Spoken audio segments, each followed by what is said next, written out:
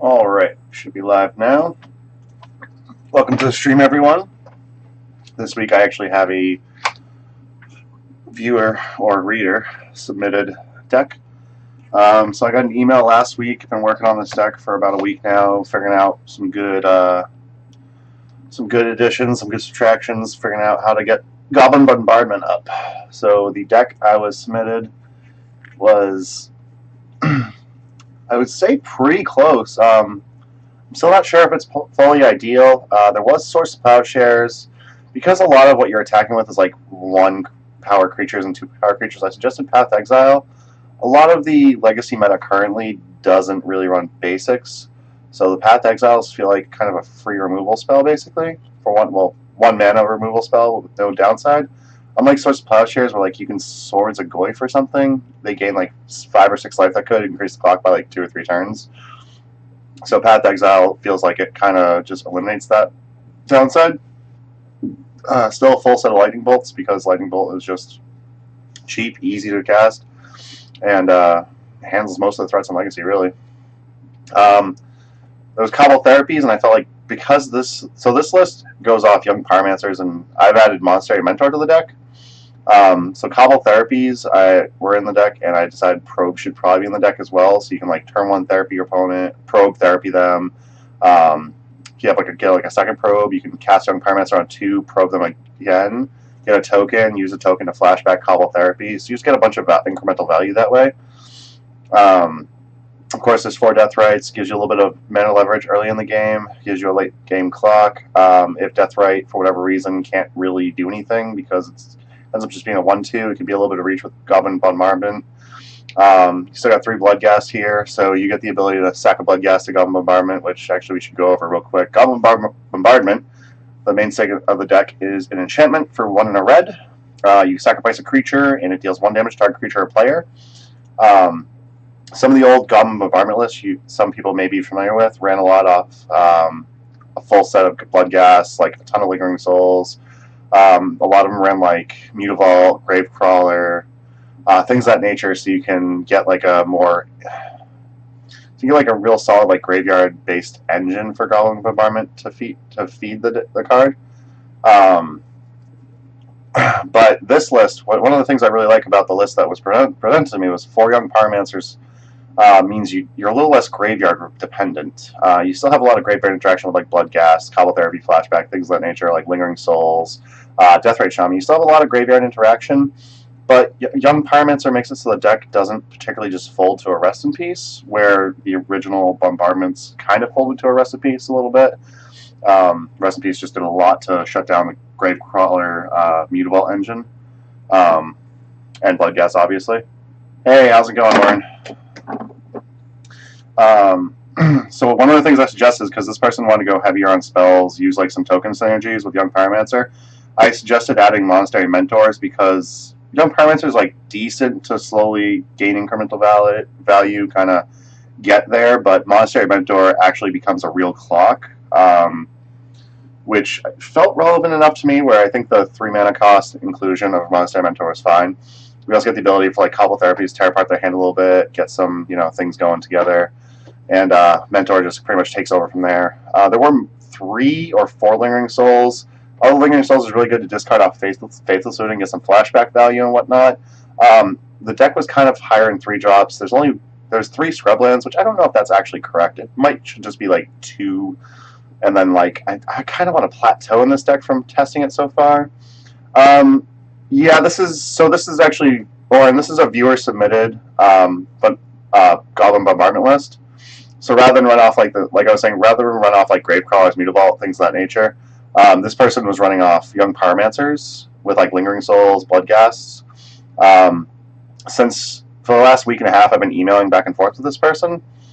We've decided to go with 2 Mentors, only 2 Lingering Souls. This keeps the 3-drop slot a little more empty. The person originally had 2 Liliana the Veil, 2 Liliana the Last Hope.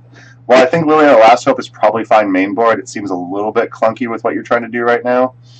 And Liliana the Veil, like, while she's really powerful and she does a lot of good things for this deck, I felt like it's just, if you're running like Dark Ritual in this deck or something, I think Liliana the Veil is probably fine. But without Dark Ritual, I don't think Liliana the Veil is quite fast enough or powerful enough to get this deck online. So that's why we decided to drop both of them. 4 probes have entered the deck list to kind of help out and whatnot. I don't know if 1 black is very sketchy on the mana base. Like you have 3 scrublands, a basic swamp, bayou, and 4 badlands. Like the double black's not difficult, but the it's mostly so much. Yeah, it's mostly like we want more red sources. I think one of these scrublands should probably just be a plateau, just to include the red sources plus another white source to ensure we can cast the Path Exiles, the Monastery Mentors, and Lingering Souls on the front side. So I was actually really excited to get this list last week. So we've been emailing for about a week and a half now.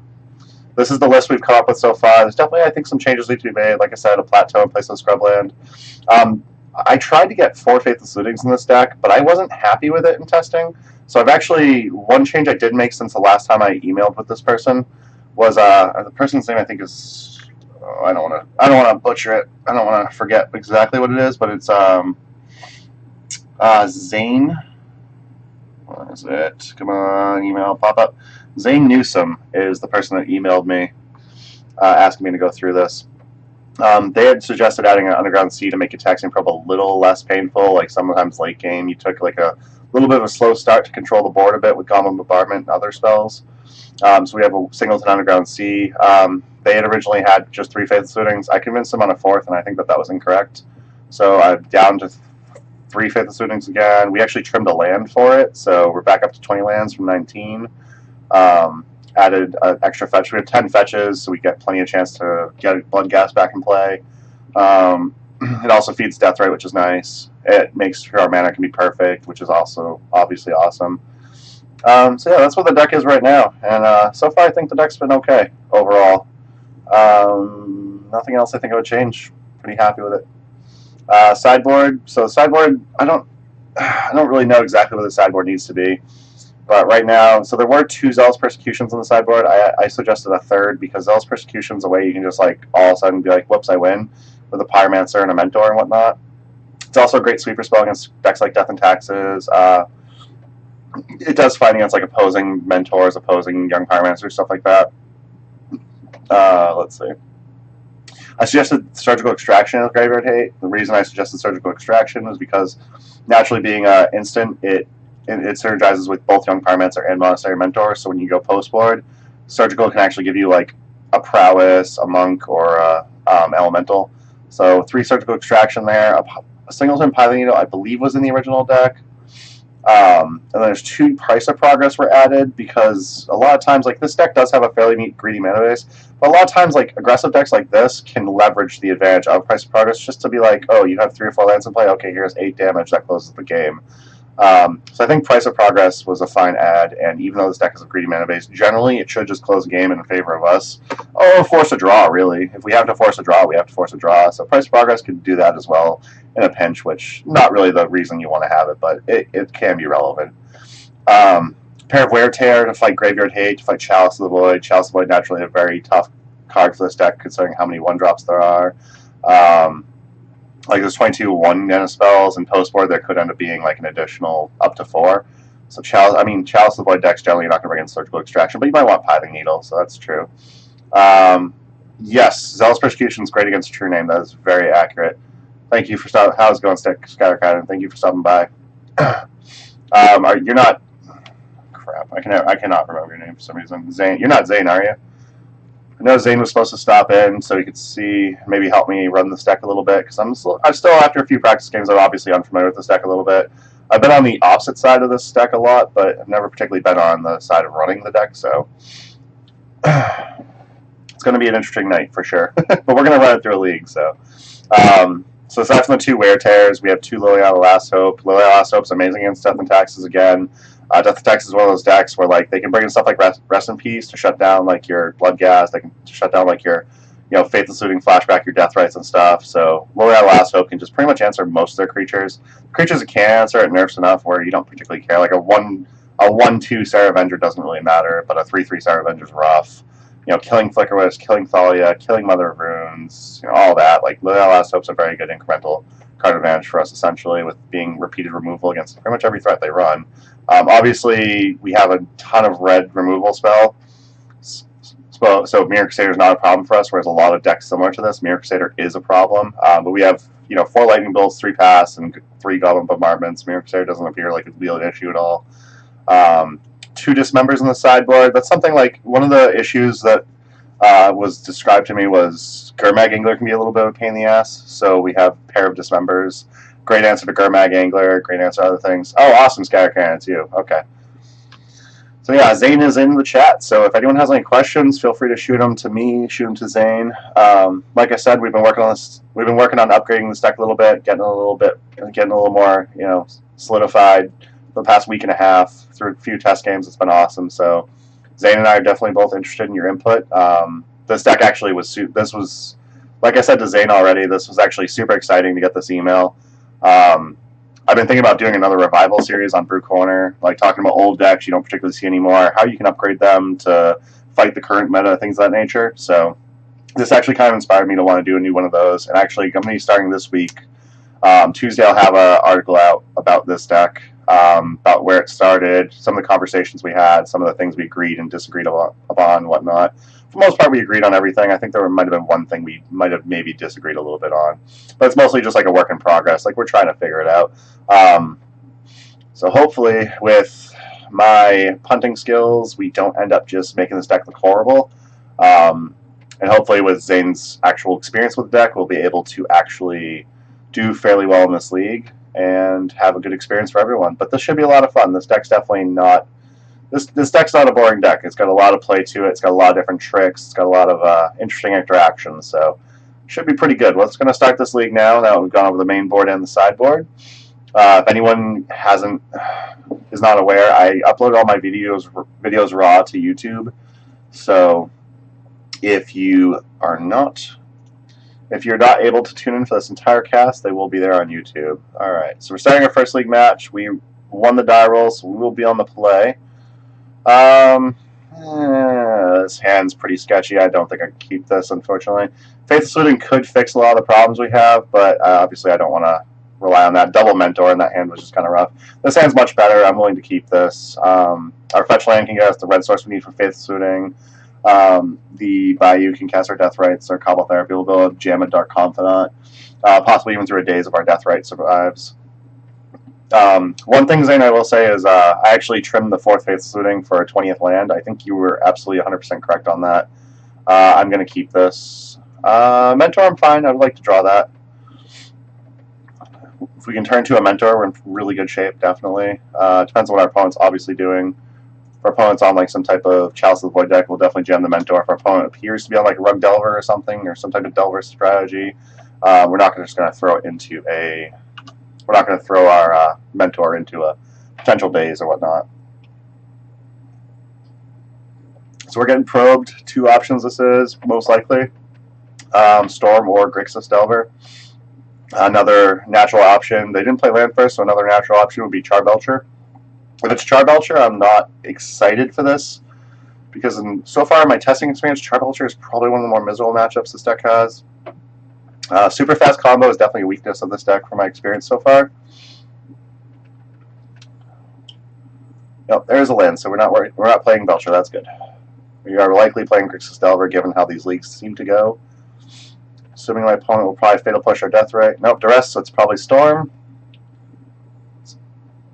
I'm assuming they're going to take Cobble Therapy. They might take Faithful Suiting. Yeah, pretty much. Actually, I had a test game against Belcher earlier. Game 1 got absolutely stomped. Game 2, I was able to start with a turn 1 Pithing Needle on Charbelcher. And then after I needled Charbelcher, they just went empty the Warrens. And unfortunately for me, that didn't go very well at all. So this is where I was like talking about, I think a Plateau is good for the deck. That's one thing I did mention, Zane, is probably want a Plateau in here. I think because we just need this 1 white spell, we're just going to get a Badlands, though. We'll likely use Death Right to just eat a land, make a white mana for Monastery Mentor. This is Storm, and they've just probed, fetch, Duress. I'm kind of tempted to just jam a Mentor here. Yeah, this deck gets very mana hungry, I have noticed. So yeah, I'm going to jam a Mentor here. Next turn we can go a little nuts on him and hopefully just kill and hopefully rip apart their hand a bit. But we don't really particularly. I don't want to lose the death right by flashing back Cobble Therapy in the blind. I don't think we're going to win by that line. Like flashing back Cobble Therapy, I could probably name Infernal Tutor, maybe catch him. My opponent's casting a Ponder, so that's a great sign that we're not dead here. Hopefully. Like I said, as much as I would love to just sack my death right, get the Cobble Therapy out, I guess I could have also done that post Mentor anyway, just to get like another token and start ripping apart their hand. But actually, I'm happy I waited a turn because them casting Ponder here seems to be a good sign that we're not just dead. So I think we were going to be able to climb out of this one pretty well. If we can determine that this is test that we are against, Zealous Persecution post board doesn't seem too bad. Surgical Extraction, if this is Ant, is going to be very good. And then, alright, so yeah, they're using Lowest Petal for Brainstorm. This is a very good sign. My opponent cannot go off and kill us this turn, I don't think. Roughly naturally draw. Yeah, I mean, the deck's mostly red, so I feel like even if you top deck a Plateau, it's not terrible. But I definitely can see what you're saying. I have honestly just noticed, like, because the deck's red enough, I feel like 3 Scrublands seems a little awkward too. So it's kind of my thought process. I might be wrong. Like, I'm definitely not that experienced with this deck. Like I said, I've played against, on the other side of this deck, as Zombie Bombardment before, a lot. So I'm familiar with that version of it being on the opposite side. I'm not as familiar with the version that you are running currently. So my opponent has done a lot of Ponder, Brainstorm, etc. So I think that we're going to be good to start tearing apart my opponent's hand here. So I'm gonna start on a Faithless Looting. If we can top deck another Cobble Therapy, we'll be in very good shape. And we'll be able to punch through for some damage this turn. I'm gonna go ahead and yield to these Mentor triggers so we don't always have to wait on it. Young Pyromancer seems good. I like the idea of keeping a Dark Confidant, but I want the Polluted Delta. So I think I'm actually fine with. Can I bin both Confidants? Yeah, I can bin both Confidants. Cast Young Pyromancer, get a couple more tokens going, so I'm going to do that. As much as I want, like I said, as much as I would love the Dark Confidants to draw some more cards, some more disruption and whatnot, I don't think we can particularly afford to do that. So we're going to do this here.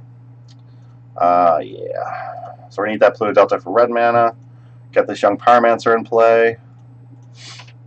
I would love to be able to get another Cobble Therapy, but unfortunately we're not going to be able to. Next turn we can also flashback looting, get double tokens as well, so there's that. So yeah, we're going to go ahead and cast this with flashback, target them. We're going to get rid of this extra monk we have. I don't particularly want to lose the monks, I'd rather lose Pyromancer tokens, but that's fine. So we're going to always yield to the Pyromancers as well. The one card I think will be dead to is, if they have Infernal Tutor already, I don't think that, I believe they, so they pondered. There's a chance Infernal Tutor is on top, but I'm liking my chances of it being in hand. So they did have the Infernal Tutor. They have it Ad Nauseam, Lowest Petal, Polluted Delta. So that was a good name right there. There's a chance that their Ponder kept the Infernal Tutor on top. We're still not dead if that's the case because they need a lot more mana to get this Ad Nauseam off. And here we're going to punch them for 4, which is great. So this is going to make their Ad Nauseam a little bit more dangerous. Alright. You don't like as much fun as playing Liliana? Yeah, when you hit all the Lilianas, that definitely makes sense that Plateau would be a lot more awkward. Now that we're not Lilianas on the main board and we're on like Mentors and stuff and whatnot, I think that it's probably going to be correct. Alright, so my opponent's casting a Brainstorm here, so we may not end up knowing the contents of their hand. They do have a fetch land, so if they have garbage, they're going to fetch it away. There's a chance Brainstorm could just draw them into gas as well. If it draws them into gas, we might still be dead, but I think we're pretty good here. I think we're going to win this game.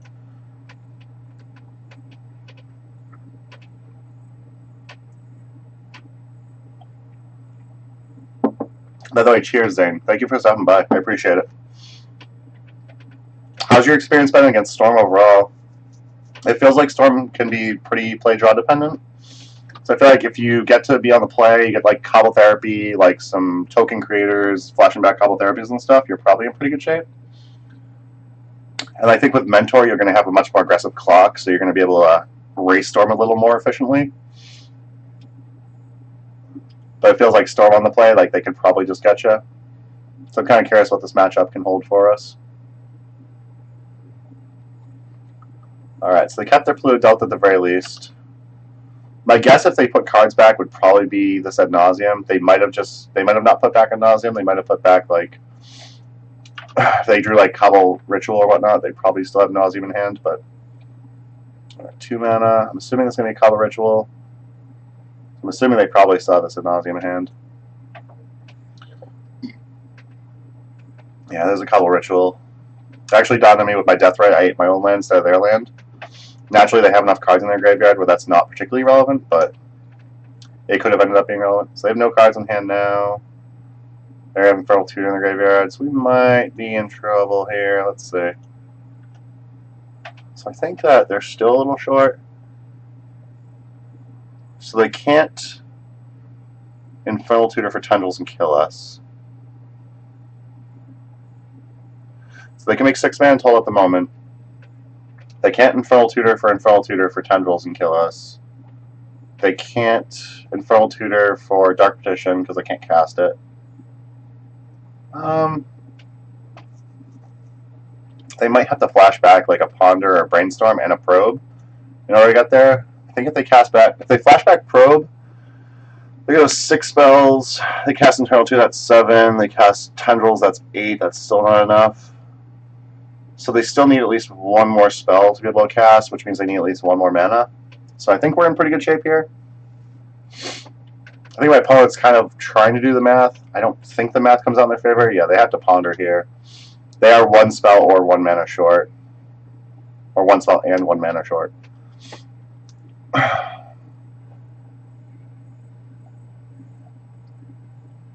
One of the problems of playing Storm is sometimes you just get those hands where you're all cantrips and you draw into all cantrips. Or all mana, no action. That's one of the things our opponent is doing currently. Dark Petition still is not good enough, I don't believe. So Dark Petition for Cobble Ritual, just in the 6 mana. Oh, that is enough. That's unfortunate. So we are dead here. Yeah, they got it. And they got that game. So we are against Ad Nauseam Tendrils, so Surgical Extraction is going to be a little better. There's a chance they go on the Empty Lawrence plan. I think we can still beat that without Zealous Persecution. Let's see what we have that's not a good main board first. So Path Exiles don't feel great. Lightning Bolts are probably not great.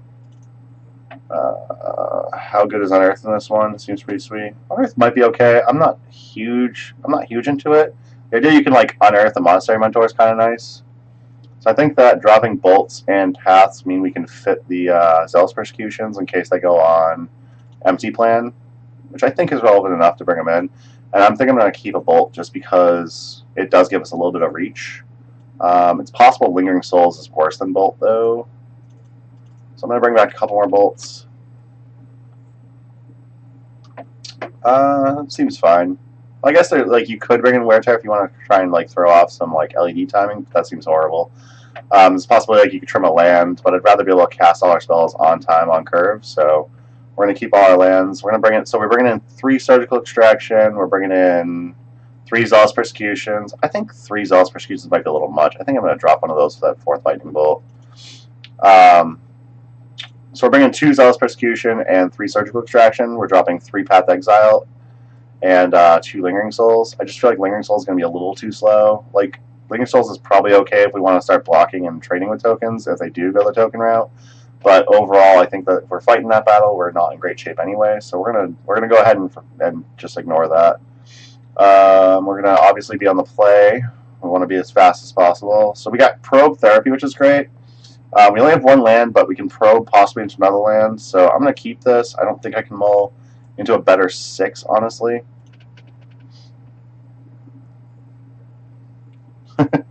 Reanimate would be pretty sweet. I think Unearth probably is where probably where you want to be, because like with all the removal and whatnot, there's a very good chance your opponent can like just get you. Can just like kill a young Pyromancer or whatnot. So my opponent has Fatal Push, Infernal Tutor, Preordain, Dark Petition. My opponent's not really doing anything. They didn't mull, so they don't know what the top card is. Here, because their hand is kind of garbage, I think I just take the. I feel like I just take the Infernal Tutor, but I think Preordain might actually even just be better. So I'm going to go ahead and do that. We didn't draw a land off that, unfortunately. Hopefully we do. Needle for LED or Petal does not work the way you think it does, Zane.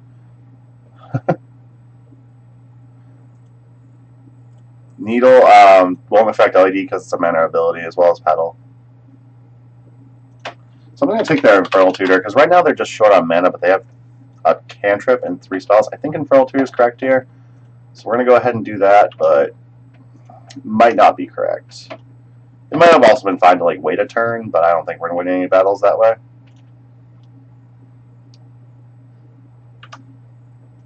Alright, so my opponent played one of their 2 Misty Rainforests. If I brought a Needle, it'd be like maybe a gotcha on fetch lands. Like if we could have like Probe, Needle on Misty Rainforest there, that would be nice.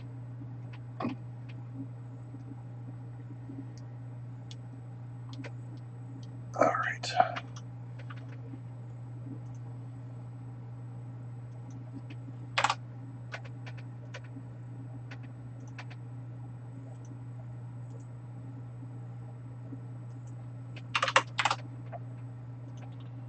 Okay. Let's see my opponent. What did they do with their Preordain? I missed that. So they put a card on bottom, put a card on bottom, and drew a card. So their Preordain was not as good as they were hoping. Unfortunately, we didn't draw land either, so we're not in very good shape either. So we're just going to have to pass turn.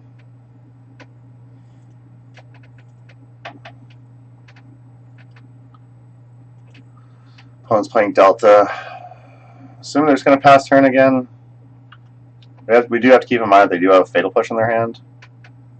Alright, so we're going to have to probe them again. Hopefully we're going to find some land here. The second land's definitely going to be necessary. My opponent boarded in Massacre. That's interesting. So I guess we're not fetching Scrubland this game. It's good to know.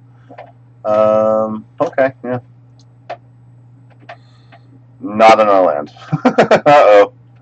We are in trouble. Yeah. My opponent has a Massacre they've added to their hand. That seems miserable here. I don't know why they would do that.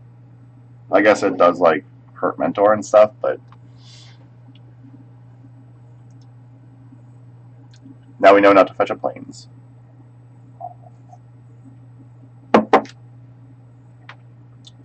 That's that Misty we knew about.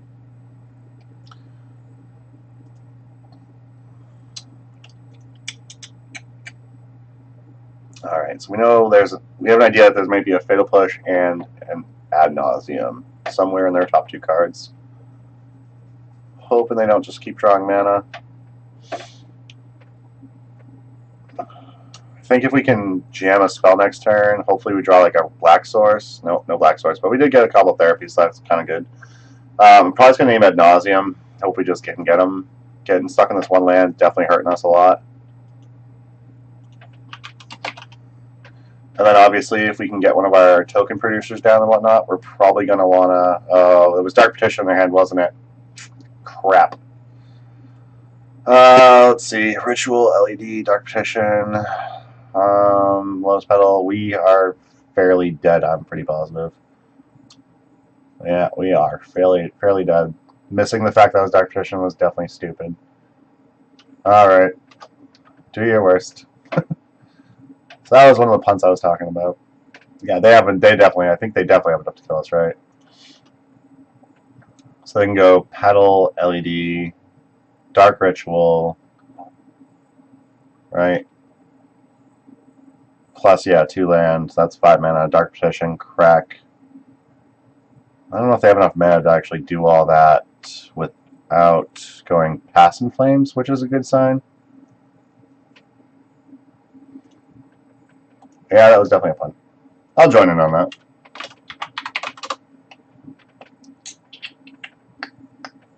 I'll join you on that punt.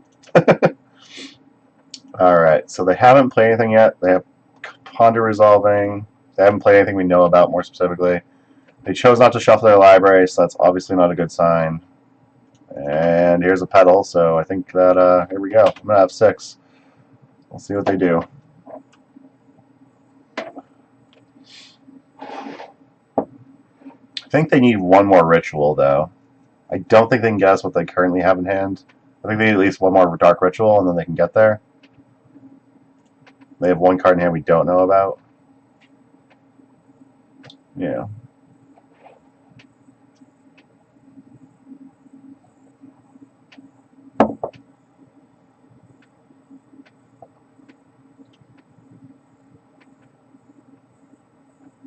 I think my opponent might have realized that they did need another Ritual. Maybe. Yeah, I think my opponent might have just realized they needed one more Ritual for that Pass and Flames loop to work. Because they'd have to tap this and sack Petal to cast Dark Petition right now. They have to crack LED, that would give them 6 mana, 1 Ritual, Infernal Tutor, and then Tendrils I don't think gets there. So they have 2 floating, they go to 4. Alright. So 2 floating, they go to 4 Dark Ritual. And they can't Infernal Tutor, and then... Oh, they did end up drawing Ad Nauseam, so I guess it wasn't that off.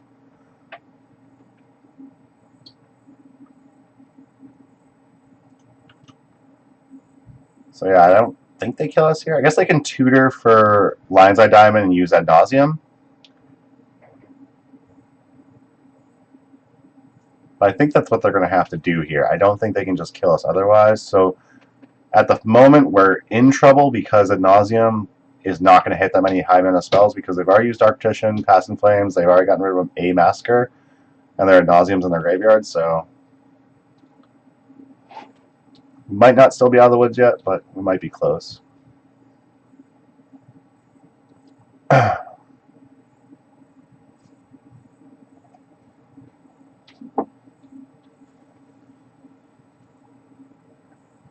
getting Massacre this game is definitely what hurt us. Like, as you can see by the hand, we have a lot of action here. We have a lot of ability to just get couple therapies online, just get our opponent, but...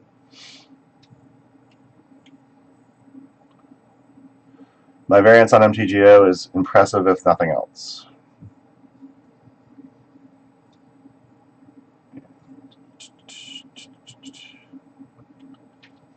Alright.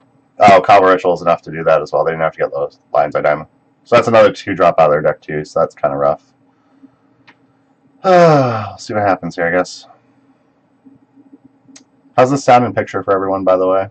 While my opponent's playing with themselves? I don't know what my opponent's doing at this point.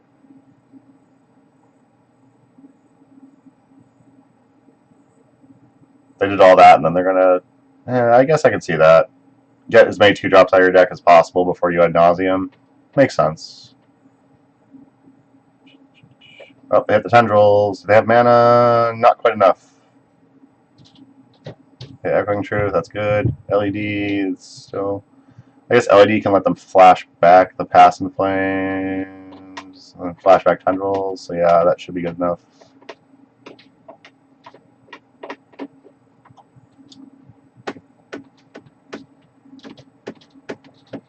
Oh, they had a land too, yes, that was more than enough. Okay, they got it. Hello, concede.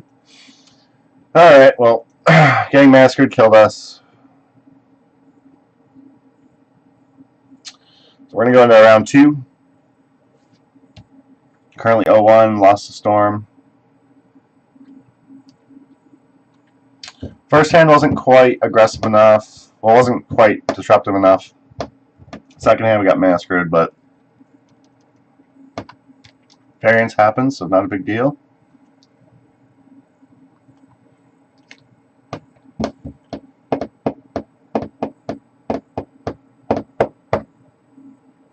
How's everyone's night going?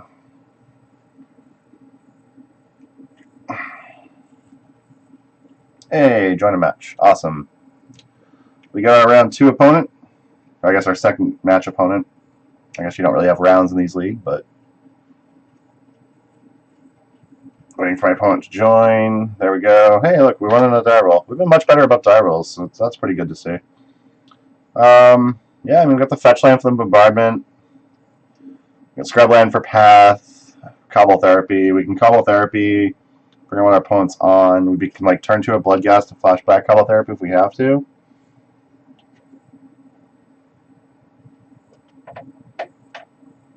Yeah, so we're going to keep this. I think this is a decent hand.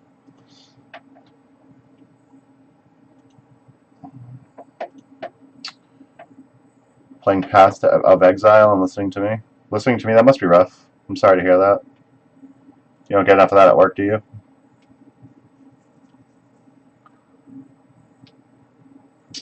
Opponent's taking their time to figure out a mulligan. I don't know if it's because they're a control deck and they forgot the first few turns, or it's because they're a combo deck and they're doing some math.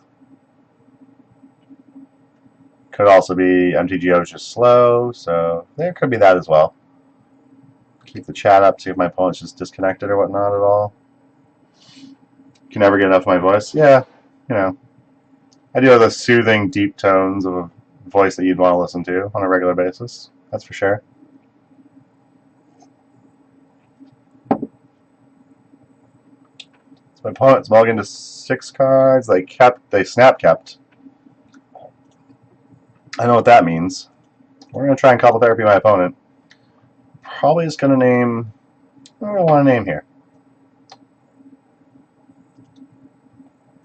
You want to name Force of Will.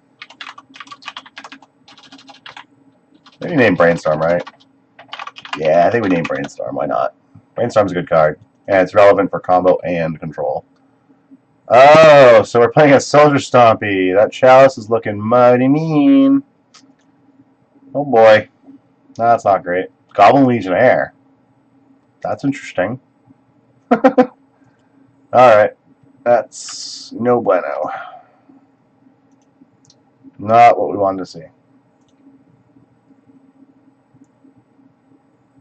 I mean, I'm happy to see Goblin Legionnaire. That's just bad, but not happy to see this Chalice of the Void.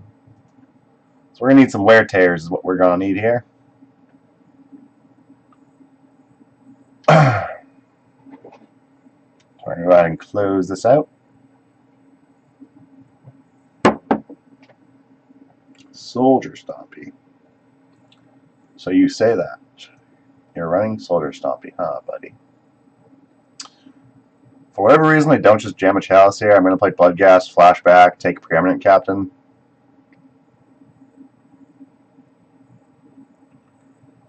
I'm assuming they're just going to jam a Chalice, though. I'm not sure what my opponent's currently doing. I'm always interesting when things take this long.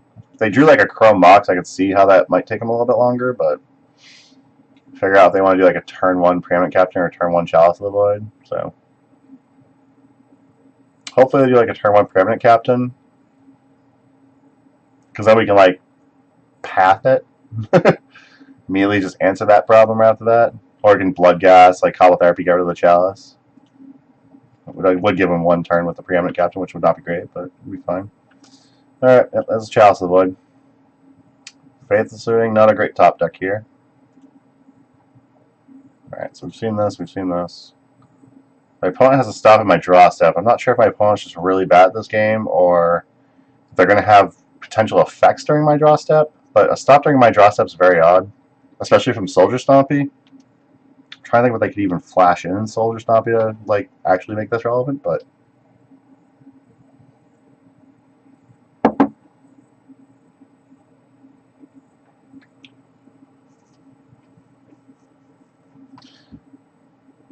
starting to wonder, my opponent being on Soldier Stompy, I'm starting to wonder if they're just trying to grief me a little bit, putting like random stops in, kind of confuse me, trying to annoy me by taking forever to act on them.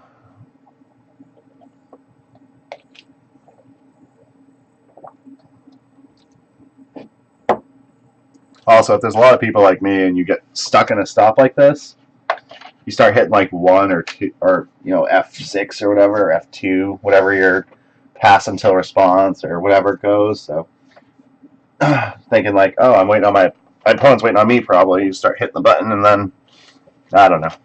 Could be a thing. Might not be a thing. I'm not a fan of MTGO. Fun fact, I've actually used Goblin Bombardment to sacrifice a creature that I was going to target with Goblin Bombardment. Not because that's what I meant to do, but because that's apparently just how that works sometimes. So I'm going to go ahead and play Bloodghast here. They play Pyromancer Captain next turn, and I can top deck a land. I can play Bombardment, shoot their Pyromancer Captain with my Bloodghast, and then play the land, get Bloodghast back, and shoot the Pyromancer Captain again. So that is why I played Bloodghast here instead of a Goblin Bombardment. It kind of works the same either way, but I'd rather not show them too much information depending on what they do. So there's that Pyromancer Captain we knew about. So there's 2 cards in hand that we don't know about. This deck's infamous for running cards like Captain the Watch and whatnot. So Deathrite's not a land, even though sometimes it acts like mana. So we're not going to be able to just go ahead and kill this, which is very unfortunate. This Pyromancer Captain's a card we can't block with the Bloodghast, and it's a card that's going to cheat these into play and make life a lot harder for us. They can cheat in a Captain of the Watch and get a Dire War Chief in play. I think we just flat out lose. Oh yeah, their creature has first strike too. Noted. Alright, we're just going to play this Bombardment and hope that next turn we can draw a fetch land. I hope they don't cheat anything bigger than a War Chief. Oh, War Chief is going to make this thing huge. And they can hardcast it now. I think we lost this game already. I think we're pretty much ready for sideboard games at this point.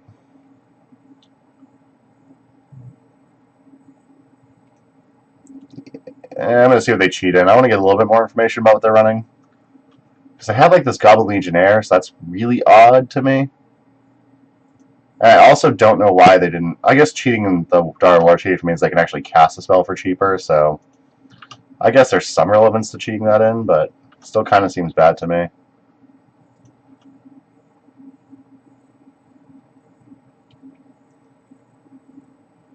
Magus of the Moon?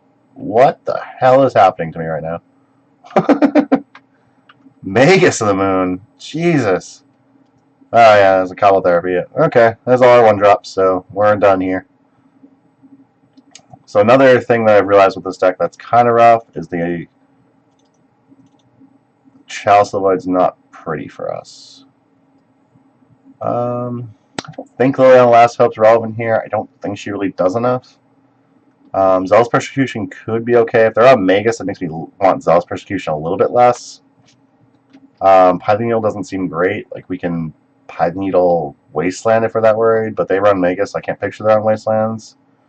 So I don't think we're going to do that. They're in red-white. I don't know why they're not just like on the Hiri Stompy with Blood Moons. I don't know. Soldier Stompy, that's weird. So bad.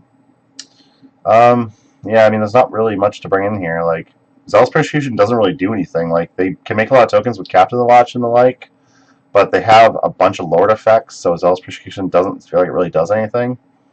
I do want to trim some number of 1-mana spells, but... So, like, I want Cobble Therapy to hit Chalices turn 1. Maybe a Probe and some Path is basically what we want to get rid of here, because, like... I don't know if we can get rid of Path, though. I think we need it. I guess Bolt does like the same thing anyway, so we're fine with that. They actually do benefit from Path Exile, so we're just going to try that. We're going to play first, yep. I could build a better 7-card hand. I could probably build a better 6-card hand, so I think that this is... You take out Probe for Liliana, the Last Hope. I guess I could see that. I feel like Probe's like fine to dig through the deck. But it is a 1-drop, so yeah, you're probably correct. Jesus. I swear I added the land to this deck, so I don't know what the hell is going on here. It's actually what screwed me against Belcher earlier today, was I had Zealous Persecution in hand, but got stuck on 1 land for 2 turns, even though I Faithless Looting and probed. Okay, we're on the play. We're gonna get to cast Death, right? Lingering Souls can buy a couple turns. Hey, Monastery Mentor. That's going to be good. We're going to try it. Yeah, my luck on MTGO, like, I'm always kind of nervous about streaming things. My luck on MTGO just generally ends up like this. Like, I get mana flooded and mana screwed more often than I'd love to admit. It's really bad. There's a chance I should have let on the Bloodstained Mire to get the fetch land in my graveyard, so Deathrite could eat a land for sure if my opponent just turn 1 Magus us. Luckily they turn 1 Chalice us, which isn't lucky, but luckily we'll be able to crack this fetch land. This fetch land is definitely going to get a swamp, so we can keep our black mana up.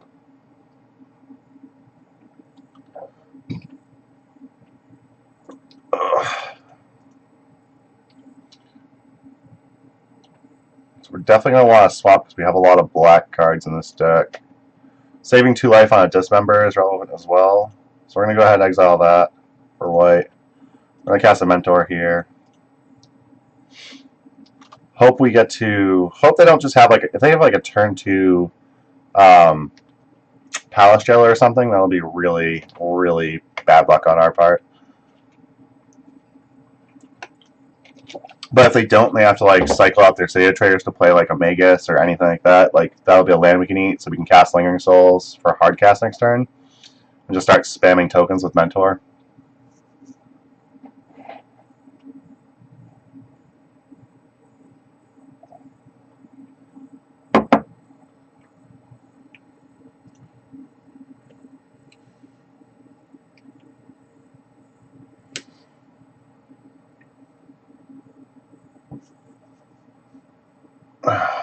So if I win this game, I want Liliana the Last Hope. What else do I want? I think that's it, right? Just Wear Tears, Liliana Last Hope, and Dismembers, probably. Maybe trim like a Bolt or two, or you said trim Probe, so probably trim Probe. Yeah. I had the slowest opponent in the world.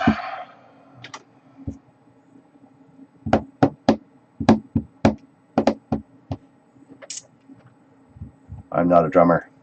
I don't know why I do that, but I'm not a drummer.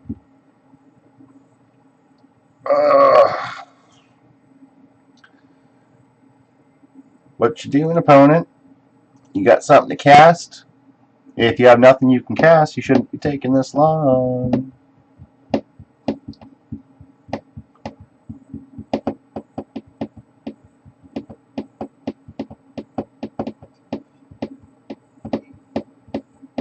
I don't know why I have graveyards up right now. There's nothing in graveyards. I'm going to hide these for a bit there. Make a little more room on the screen.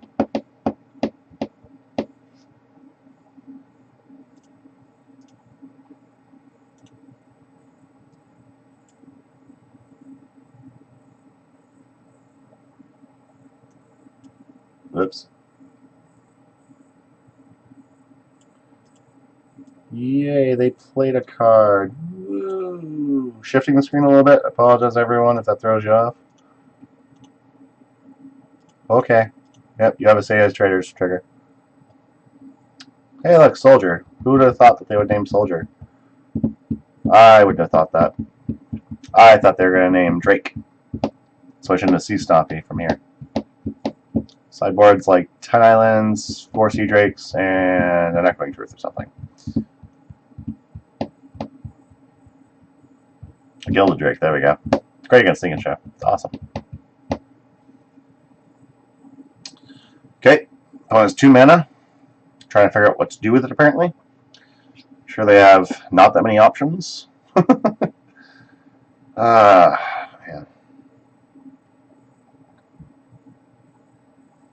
Say Trader is going to be good food for my Deathrite to ensure we can hard cast its Lingering Souls.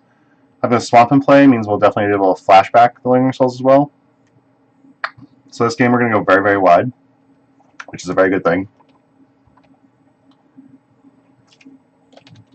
And if we can draw a Goblin Bombardment, we'll be able to answer any threat that they have.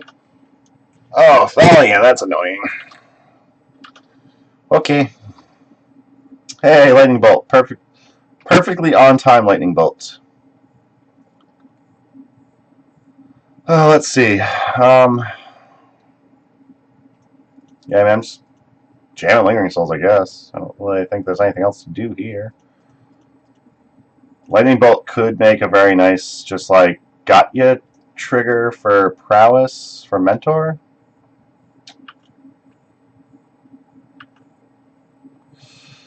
Well, I mean, we're not attacking into a 3/2 first striker, so we're just gonna pass the turn.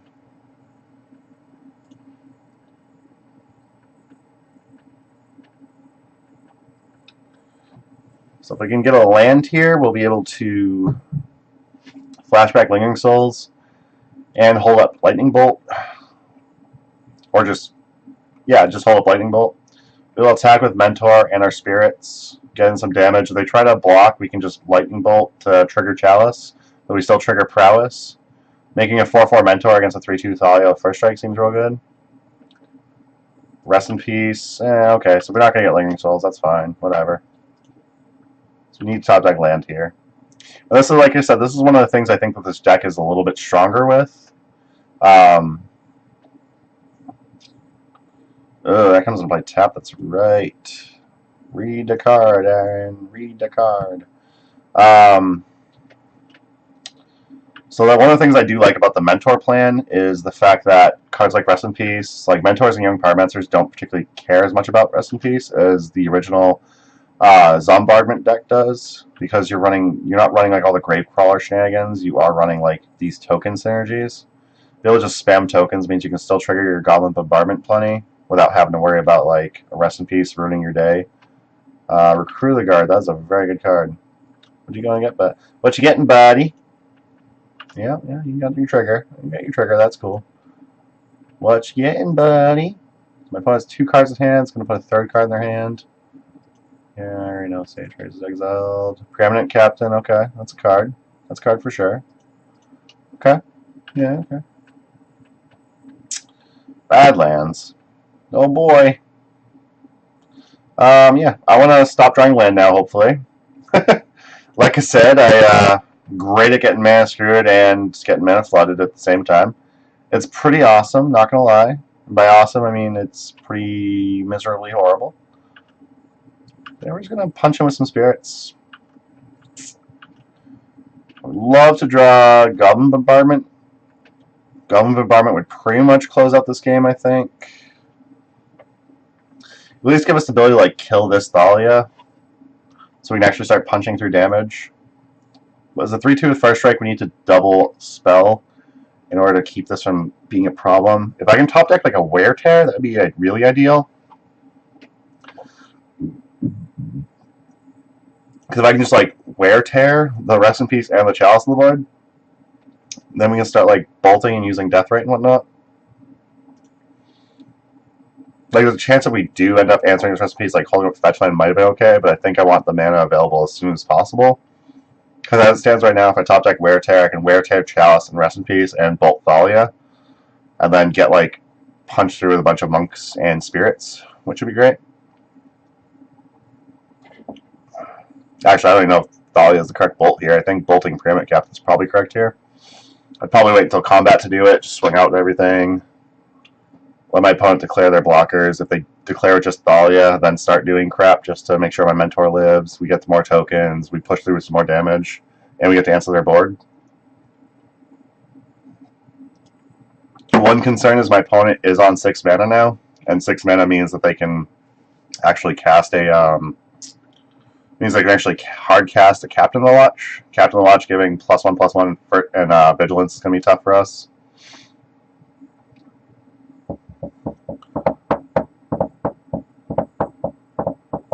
No idea what my opponent's doing when they're thinking this much with a Stompy deck. Definitely think Stompy decks deserve a little bit of thought process, but the amount of thought process my opponent's put into it does not seem correct. Getting a second Mentor on board seems pretty good here. Really love to draw that Wear Tear, though. Might be possible that more Wear Tears are necessary, so in a lot of my test games, I found Stompy decks were pretty miserable. Like, I played against Mud, Chalice, and Transfer are just horrible for us. Playing against Soldier Stompy now, Chalice is just miserable. Rest in Peace is a little annoying, but we can beat a Rest in Peace, I'm not too worried. This Preeminent Captain coming in is not good for us. I'm going to say that much, it is not good for us.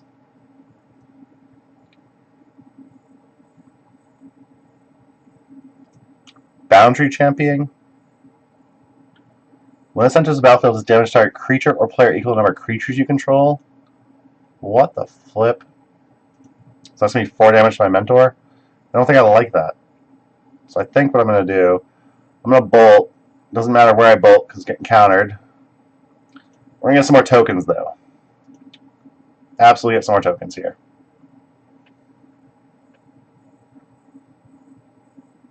And I'm going to block the crap out of that Preeminent Captain and kill it. Does my opponent actually have a possible instant speed response they can do right now?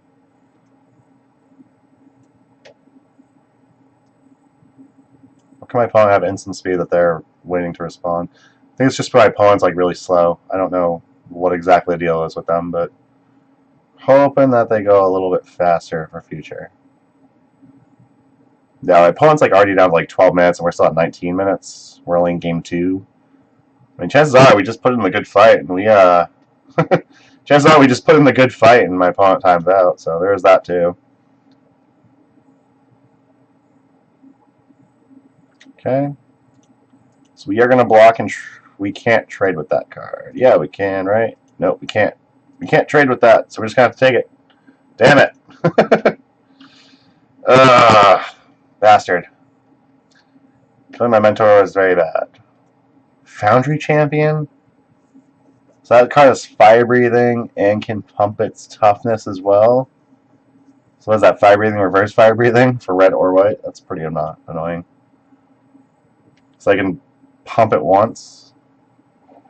If I get a Mega Slim in play, they can pump it a lot. Wow.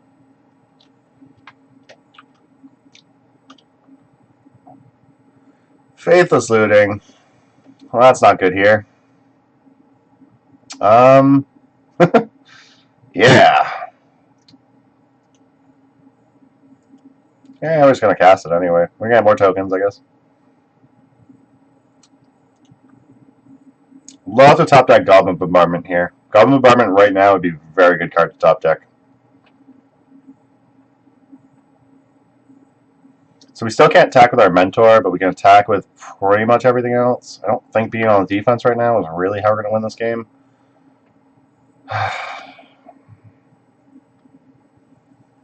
We have to hold back some number of creatures because we do need to possibly block damage coming through. You would have probably traded a token with Deathrite. You would have traded a token with Deathrite? Oh, if you use a token and Deathrite? So the only problem with token and Deathrite is if they do it, so 2 damage hits the token first. Token dies, Deathrite survives, but Deathrite only deals 1 damage to this 2/2 first striker. So it still doesn't die. That's the only reason I didn't offer that trade.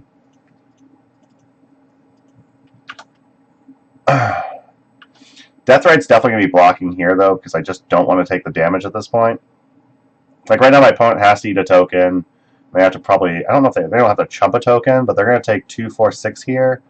If they block 1, they'll take 4 if they block 2. So go to 6. They have double Ancient Tomb as part of their mana base, so we're in pretty good shape if they have to tap Ancient Tomb. I think we're going to squeak out this game, but I'm not really particularly happy or excited about it. I would love to top deck a Goblin Bombardment, but that's not a land, and it's not a 1-mana spell, so that's not really what I'm going to top deck, personally. Because that's just how my luck goes.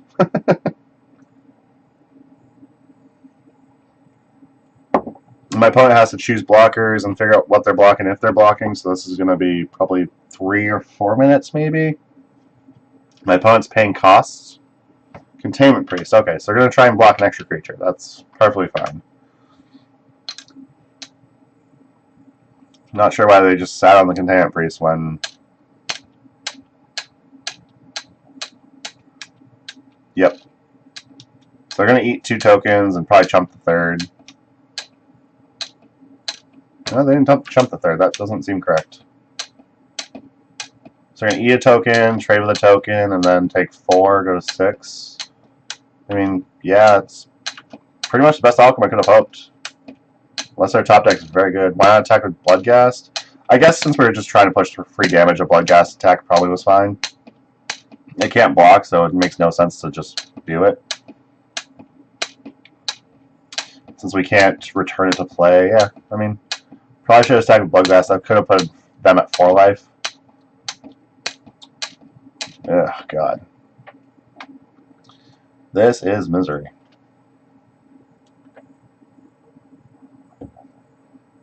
I can't flashback Faithless Looting when there's Rest in Peace, but that would have been great if they didn't have Rest in Peace.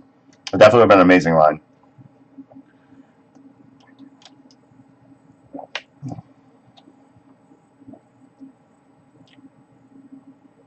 Okay.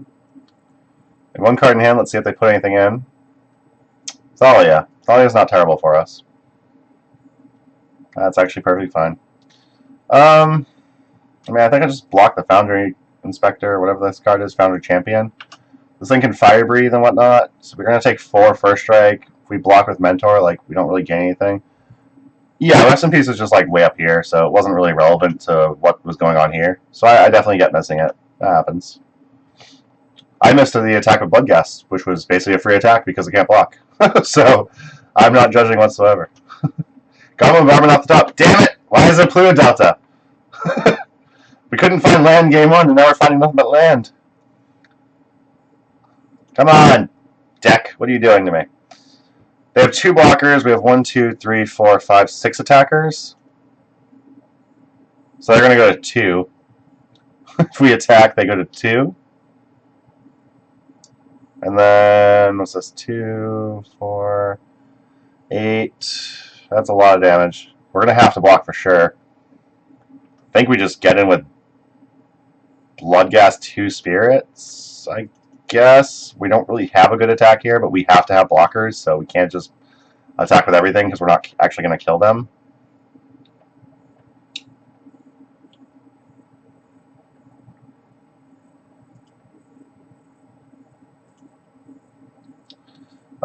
These draws have been miserable. These draws have been so bad. So we've seen my variants on both sides where I draw nothing but lands, then draw nothing, no lands whatsoever. Their top deck is a Lord effect. They have us. I don't think if they top deck some type of Lord, they definitely have us. I don't think we can block enough to survive.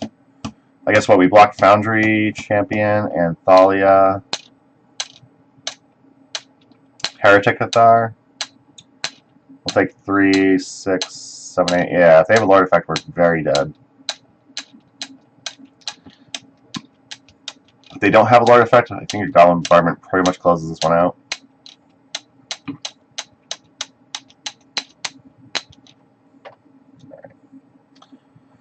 Alright, so the only attack with these two, I think we have to block both, because if they have another Foundry Champion in hand, we are just dead to this attack. They didn't attack with everything, so I think that's less likely. So maybe, I think we still have to block both though, right? Well, they can't hard cast a Foundry Champion without dying. Right, 2, 4, no they can, so we do need to block enough where they can't cast a Foundry Champion. Not just die on the swing back. I think we're just going Monk.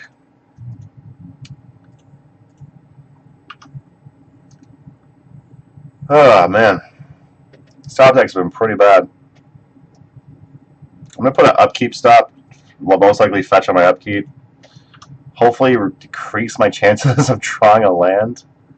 It's pretty much drawing land here kills us. Right? Yeah, drawing a land here kills us. So we're going to go ahead and fetch. I mean, I don't really think it matters what we fetch. Hey, we drew a land! Sweet! Value! Jesus! Why am I so bad at this variance game? Probably should have kept the land in hand, attacked, and just see what they do, but we can still block and not die. Right? So 2, 4, 5, that's 8. 2, 4, 5, 8. So I need to block 2 creatures next turn. I can get in with a Spirit now, but that doesn't really win me anything later. Yeah, Moto's, I don't know. I've had nothing but bad luck on Moto as far as that goes. I'm trying to think if there's any way I can get in 2 damage this turn. No, there's no way I can get him 2 damage keeping 2 creatures back, unfortunately. Let me think. Yeah, if I top decked like Bombardment a couple turns ago, they're just dead. If I top decked Bombardment there, they were just dead. You know what? Screw it. Just gonna attack with everything.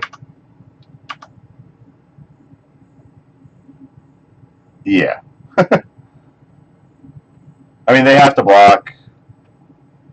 They can't block the 2 creatures that kill us anyway, so it doesn't really... It doesn't particularly matter. We're just dead. Hoping that they get scared for whatever stupid reason. They don't block Mentor, or they screw up somehow and they don't block. But I don't foresee that being a thing.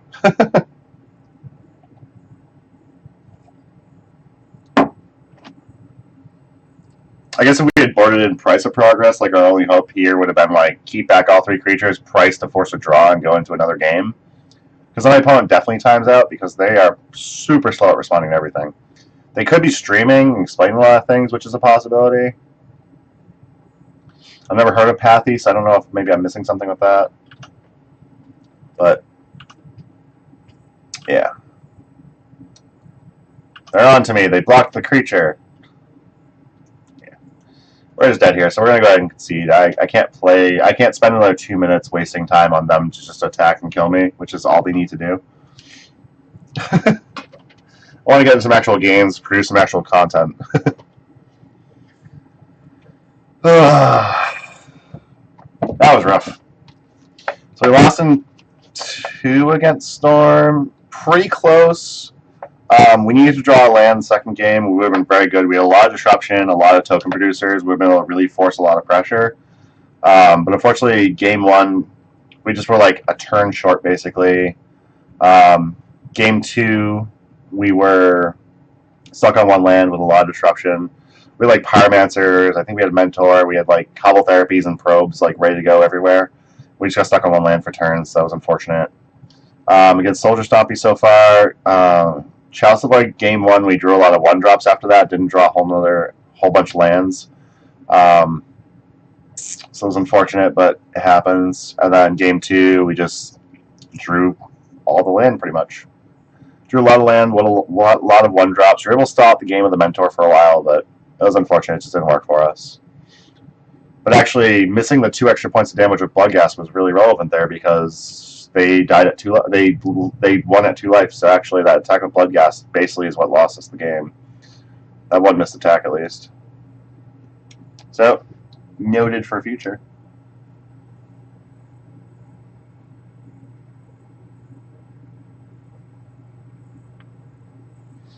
Hey, we found a match. Awesome. Hey, Zach, how's it going? We're learning how to miss with incremental damage and how to not draw lands. Multiple things we're learning tonight. My opponent's on the play. They're keeping their hand, so like I'm not super excited about this hand, but if we can jam a Pyromancer, we can get 2 tokens right off the bat. So I'm a little more tempted to keep this hand. This hand's sketchy otherwise. I think I'm just going to mulligan. I have to keep. Like, we have land, we have the probes. I got to keep this. Given the way things have been going for our draws and whatnot, I don't think I can actually mull this. So we're seeing a cycling Street Wraith. My best option would be LED Dredge, maybe Manaless Dredge. My opponent chose to play, so I can't picture it's Manaless Dredge. I have to assume it's LED Dredge. As for usual, we drew a friggin' land. Let's see. So they cycle the Street Wraith. They might be on Manaless Dredge, and they're not used to it. They chose to be able to play just by automatic, like, standard. But I feel like they're probably... Another land? Are you kidding me right now? Come on, deck. Why are you doing this? MTGO. I love you, but I hate you. I just pretty much hate you, MTGO. Who am I kidding? So we're going to take a scrub land out. We might want the white source later, although we have plenty of mana sources, so it's not really relevant. Got to tap mana to actually cast the spell. Let's take a peek at what my opponent's doing over here. What do they have in hand? So they are Mana Dredge. They can't cast anything in their hand currently, which is nice. Mana Dredge with Nether Shadow. What the hell? That's interesting. Okay. Hey, Bloodghast, that's cool. I mean, I don't see any reason not to just cast the other probe here, honestly. Cast the other probe, get the token, get a little more aggressive. That's fine with me. Hopefully draw into something that's not land. Hey, look, another land.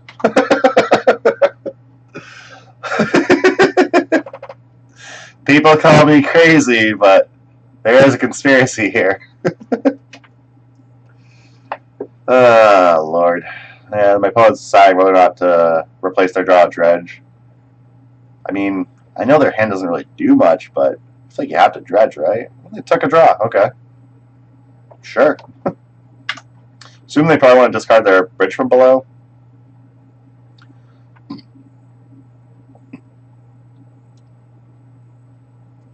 Blacklisted? Yeah, Chris, definitely. I've been blacklisted. MTGO hates me. I think I have to just hard cast this Lingering Souls. I would love to commit another Young Pyromancer to the board and get extra value off Lingering Souls, but I think that given the draw they have currently, if they can just get explosives, I think I just have to get aggressive here. I'm going to Lingering Souls into a bunch of tokens, just punch for as much damage as possible. And, yeah, hopefully we can erase this Dredge deck that I don't know what they're doing. It's one of those games where leading on Deathrite would have been great. considering the fact they haven't been doing anything with the cards that they actually been able to discard. So we're just going to go ahead and F6 because we don't particularly need to do anything. We're not going to have any responses to any of the crap they're doing. So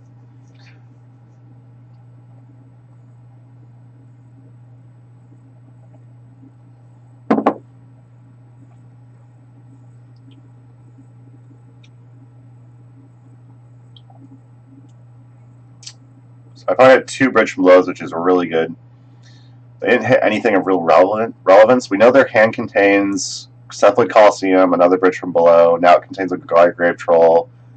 They have 2 Icarids in their hand, I believe.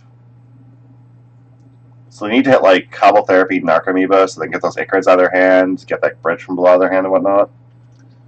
That's what my opponent needs to do. I'm not sure why my opponent hasn't bothered getting land into play. Doesn't seem correct, but maybe there's a reason. Here I'm just going to commit another Young Pyromancer to the board, and then flashback this Lingering Souls for the extra tokens. Like I said, I think at this point, considering we haven't really drawn anything of relevance, we have to get aggressive. I'm not going to be playing my land because we draw Faithless Looting. We're going to want to discard land and keep spells in hand. If we get like a Bombardment, like playing land obviously is more tempting because of the Bloodghast in our hand, but yeah, I think right here I just really want to get aggressive. The more damage we can push early and all the flyers we're getting from these Lingering Souls means we should just be able to close out the game this turn and next turn. Especially my opponent's dredges and stuff go like this. Optimus 344 is Zach. Humanity is Chris Fields. And for the 2 that I just said out loud what your names are, Oren is Alkazine. So the 3 of you know each other, basically is what it amounts to. So my opponent's at 7. We have a wide enough board state where our opponent has to just go off and kill us next turn. Otherwise, we just get there.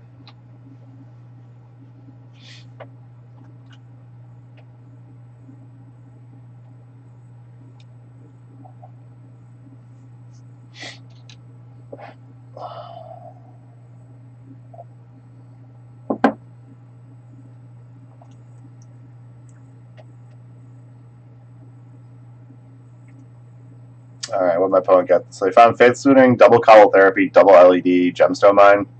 I'm glad they didn't draw those cards at least. Here I feel like just Street Wraith using Cobble Therapies just to flashback Bridge from Below, like just to get like bridge counters is probably their best bet. But I don't really know what my opponent can do here to stop us from just killing them next turn.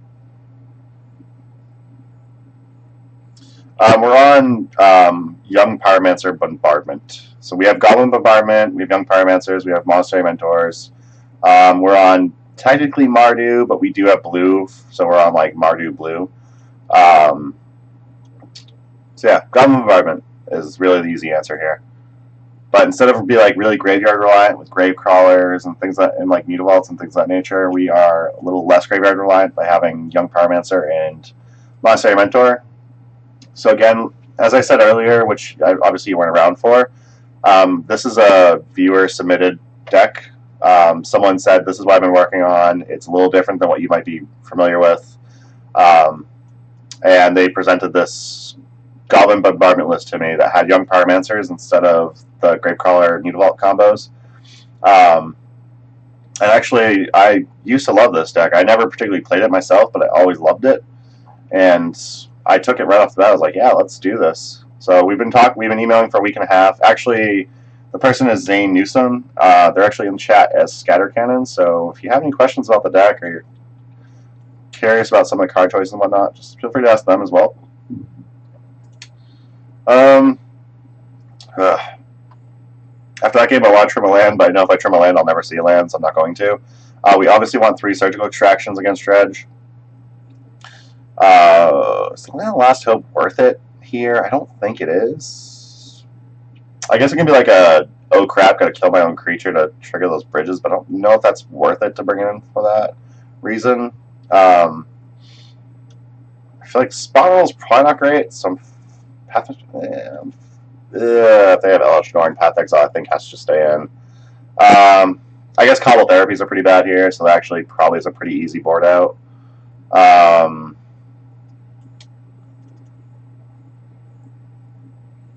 Like maybe a Dismember. I don't honestly know.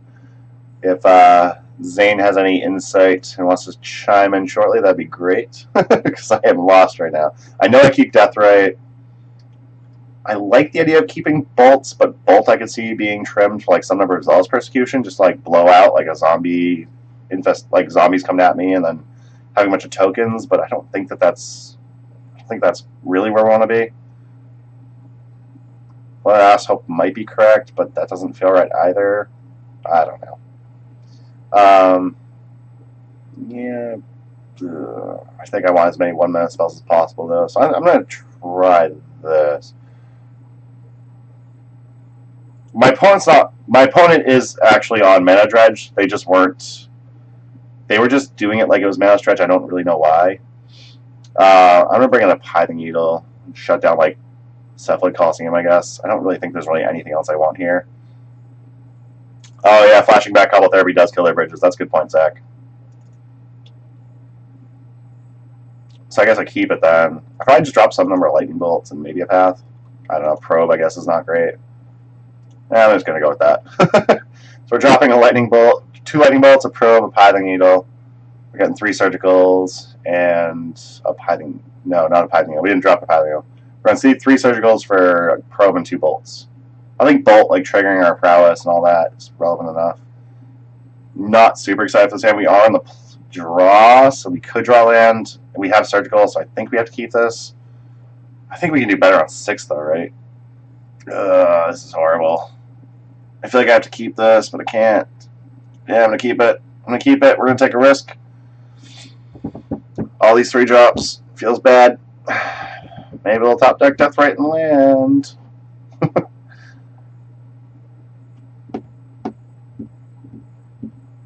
My opponent Cobble Therapies us here. They're likely going to name Surgical Extraction, Rest in Peace, something like that.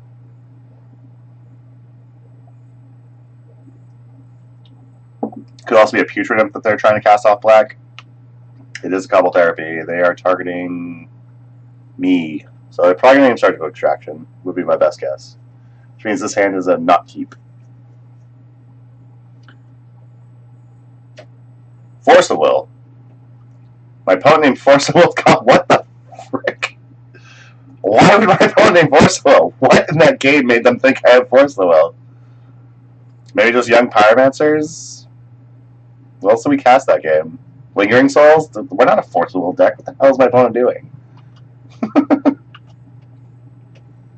Hey, we drew our own Cobble Therapy. I'm just going to get Badlands because that's more relevant for early plays. So I'm going to try a Therapy, naming like Gogai Grave Troll or something. If we can get a Gogai Grave Troll out of their hand and then start to pull it out. So really we're just aiming for Dredgers here.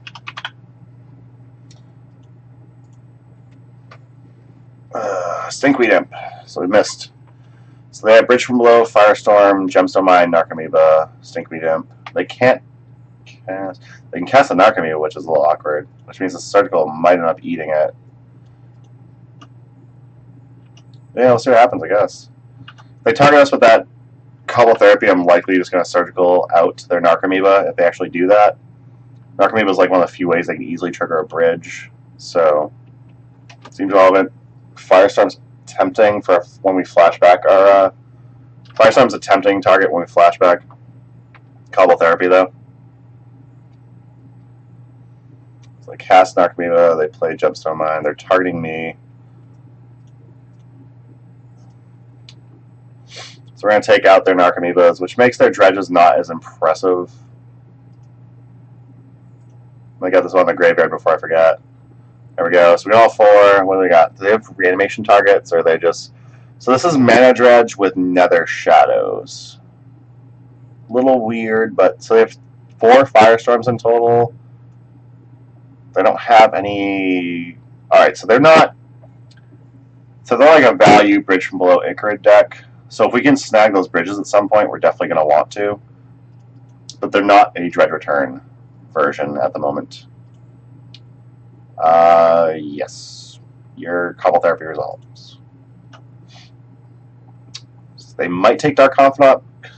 If they saw, yeah, we top deck Cobble Therapy, so they saw 2 Confidants, they might take that to keep us from drawing extra card. Yeah, okay. That's kind of what I figured they would do, but never know. So I don't know what, I forgot what my opponent drew that turn. I did see their hand, didn't I? And we didn't draw lands, so that's not good. Oh shit, we're screwed. Fuck me.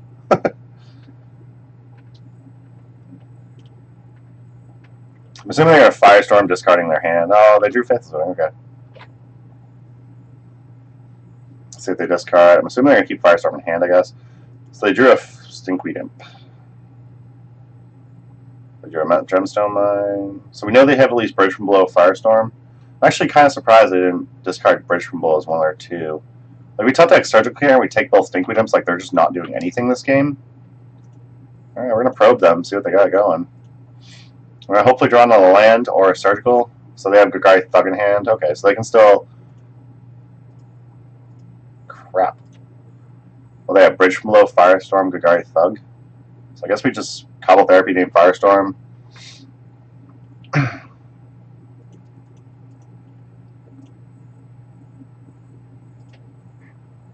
Really need to draw land here. Hopefully we do eventually. Firestorm's not an instant, is it? Probably should read the cards a little closer. Firestorm is an instant. So this Cobble Therapy is fairly dead. I mean, it didn't really particularly matter, like, we're not doing anything else right now. So I'm just going to do Abandon Hope.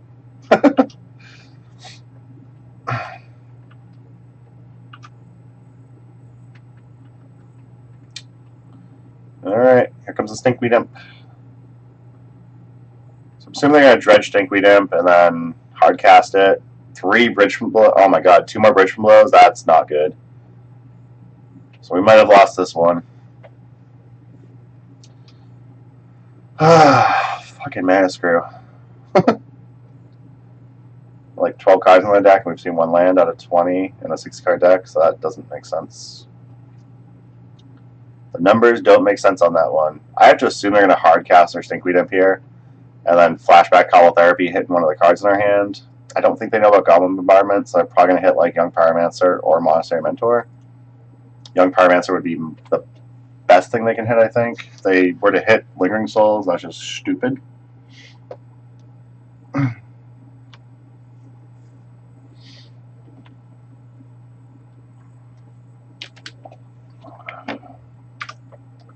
So, fingers crossed, my opponent's stupid, they hit Lingering Souls, and we top deck a land, so we can just flashback a Cobble Therapy. Yep.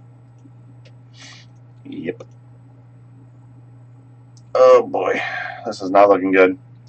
Surgical off the top pretty much just takes their Bridge from Belows, because aside from Bridge from Below, like, we're not particularly worried about Icarids. We can block those for days once we start spamming tokens. And then they don't have Narcomoebas anymore anyways. We already know they're not a, Young Pyromancer, of course. We already know that they're not a Reanimator deck at all. They don't have the Dread returns that a lot of Dredge lists like to run with, like a Flamekin or whatever. So we can slowly outgrind them and outvalue them if we can answer these Bridge from Belows, like, right now. But we need top deck Surgical, like, right now. Land is not great. Like, I would have loved the land turns ago, but land right now is not great.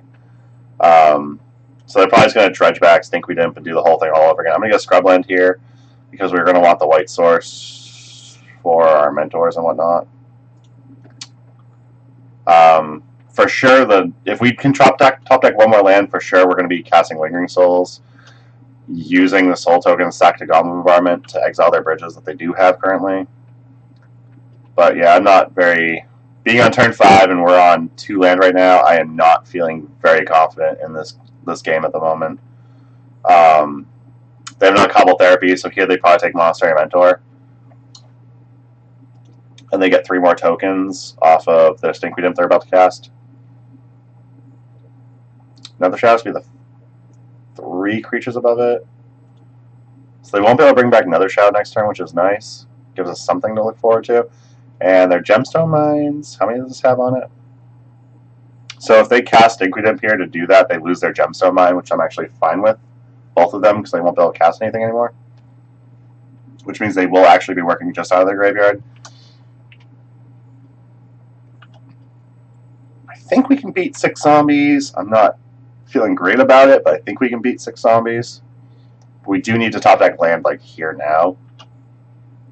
I don't think we can beat this anymore, actually. We're going to lose Mentor here. Please name Lingering Souls. Doo-doo-doo. I don't know if we can beat these. We need like to get Mentor online and immediately start drawing. Yeah, we're just dead.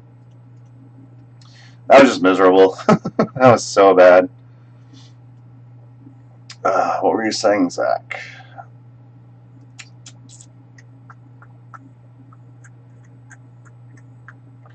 Alright, what do we possibly want here? I think I want... So we know we're not going to have to face down... We're probably not going to have to face down Dread Return, so I'm going to drop out the Path Exiles. I'm going to bring in the Zealous Persecutions.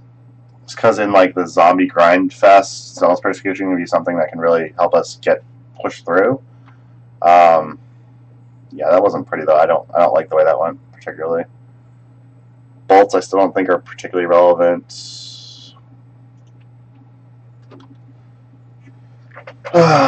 Yes, I would love to play first. Thank you for offering. Hey, we have land, we have spells, we can do things. Cool. We're going to keep this.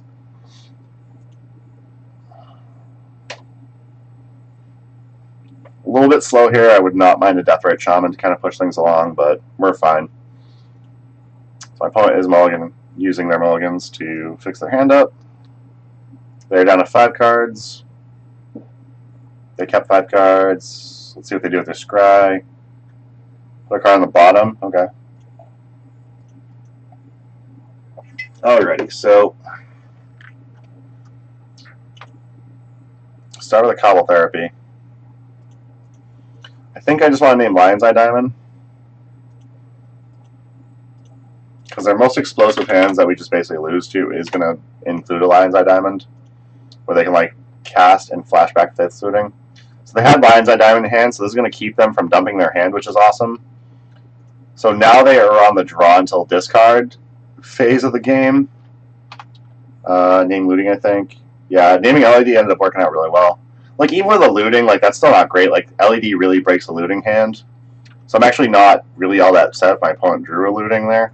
But yeah, naming LED was super awesome there. Like, now my opponent has nothing they can do. I'm going to get a scrub land here, so we can ensure that we can cast our white spells if we do draw a third land and it's not a scrub land. I am going to jam a Young Pyromancer here. The next turn we can Faithless Looting, Cobble Therapy, start tearing apart their hand a bit. So chances are next turn we'll Faithless Looting, Cobble Therapy, name Breakthrough. If we draw like a Surgical, we'll likely Cobble Therapy naming like Kagari Thug, and then Surgical them out. Or Bridge from Below and Surgical them out. Like I said, Bridge from Below seems to be their way they're trying to grind out a game and win. So that's pretty much what we're going to want to end up go with.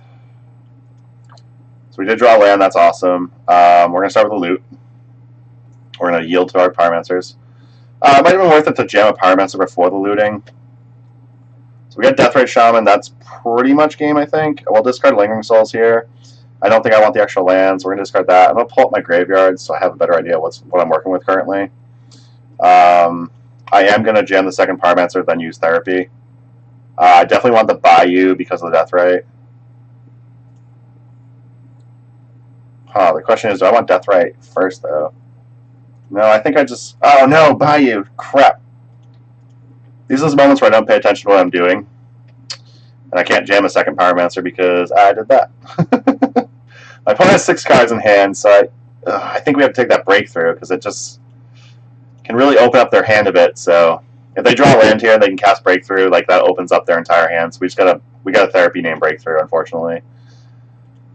Definitely need to fetch Bayou, but I didn't do this quite perfectly, fortunately. So we took the Breakthrough. My opponent has 2 bridges in hand now. They have their own Cobble Therapy. Let's see. So Breakthrough's no longer there, and then 1, 2, 3, 4. So that is their 5-card hand currently. Here we just attack with Young Pyromancer. Attack with all creature, not attack with all creatures, MTGO. Good. Learn your plural.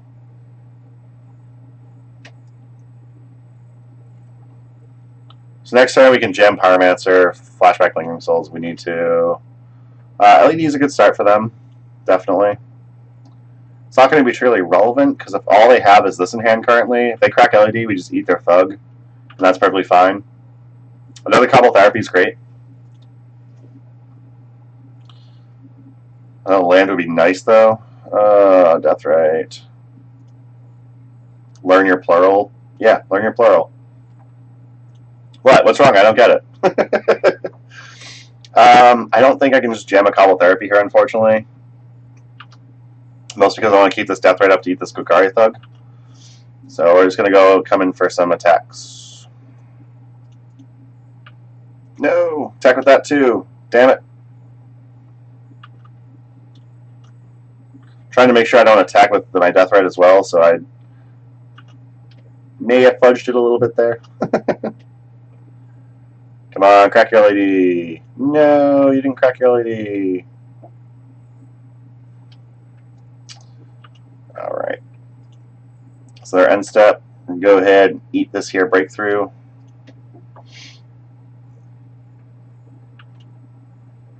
Don't judge me, Zach, okay? Don't even think about it. Alright, so here we have surgical, so we're really good right now against them. I'm just going to name Bridge from below. I have a feeling they're going to crack this LED in response. They might not, though. They might just save this in case they can top deck like a Faithless Looting. I'm going to name Bridge from below and then crack the surgical. So don't really think they can beat us from that point. I guess we could also just take like the Nether Shadow, and then they can never really do anything. Okay, yeah. So let's see, 4 cards. They have a Grave Troll in hand now. Bridges are gone. So that's the contents of their hand. So we're going to surgical that. Using our life total. Get some more tokens. Oh, no. You know what we could have done? No. So there's another moment where like I don't really take the time to think, so maybe I should slow down a bit. So I flashback Cobble Therapy there, naming Grave Troll or Nether Shadow. The flashback exiles the bridges, and then we can surgical out a couple of their dredgers. So these are moments where I really should think a little bit more before I act. So there's that. Their hand is still that. They now have 2 dredgers, so we can't just like Death Right to keep them off a dredger entirely. I don't think it's going to be relevant with that the way this game's going currently, but yes, we could have done that much better for anyone that noticed. Could have certainly played that one much better. But at the same time, dredging doesn't get them anywhere. We've already taken Narcomoeba out of their deck, right? No, that was last game we took Narcomoeba. Yeah. So I guess dredging can get them somewhere. For upkeep, they still didn't crack LED. I'm not really sure what that's about. Now they have City Brass. They might use City Brass to hardcast the Cobble Therapy to kind of clear the way and make sure I don't have another surgical in hand.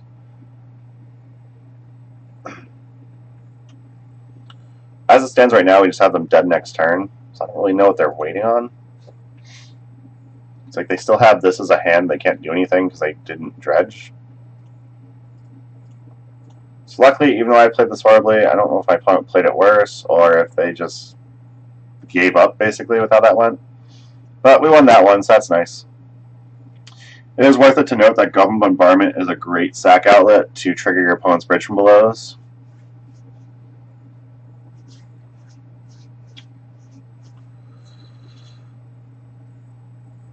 Yeah, the hit on LED definitely just...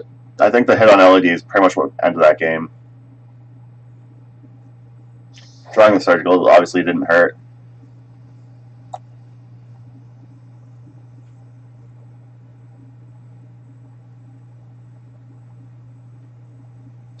Magic and paper is so much easier to play.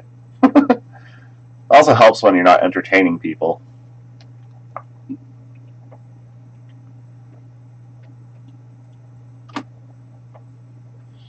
How's everyone in chat doing tonight? Hope you're all enjoying the deck. Like I said, the deck could probably be a little bit there's probably still a little more work to do with the deck, but I think where it's come along pretty nicely.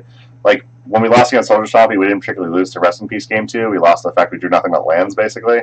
But we had a very early start, like Mentor, go wide, and then all of a sudden just no all land in a row, so we couldn't get any further. Chalice Void probably hurt us a lot more than Rest in Peace did. But because we're not on Gravecrawler, Mutavault, things of that nature, we weren't as hurt by Rest in Peace as much. So I really like Zane's inclusion of young Pyromancers and Mentors. I feel like the deck's a little more whole as far as resiliency goes. I see the evil mailman's in chat. How's it going, buddy? Good to see you back. I am going back and watching that guy's stream that you were watching the other day.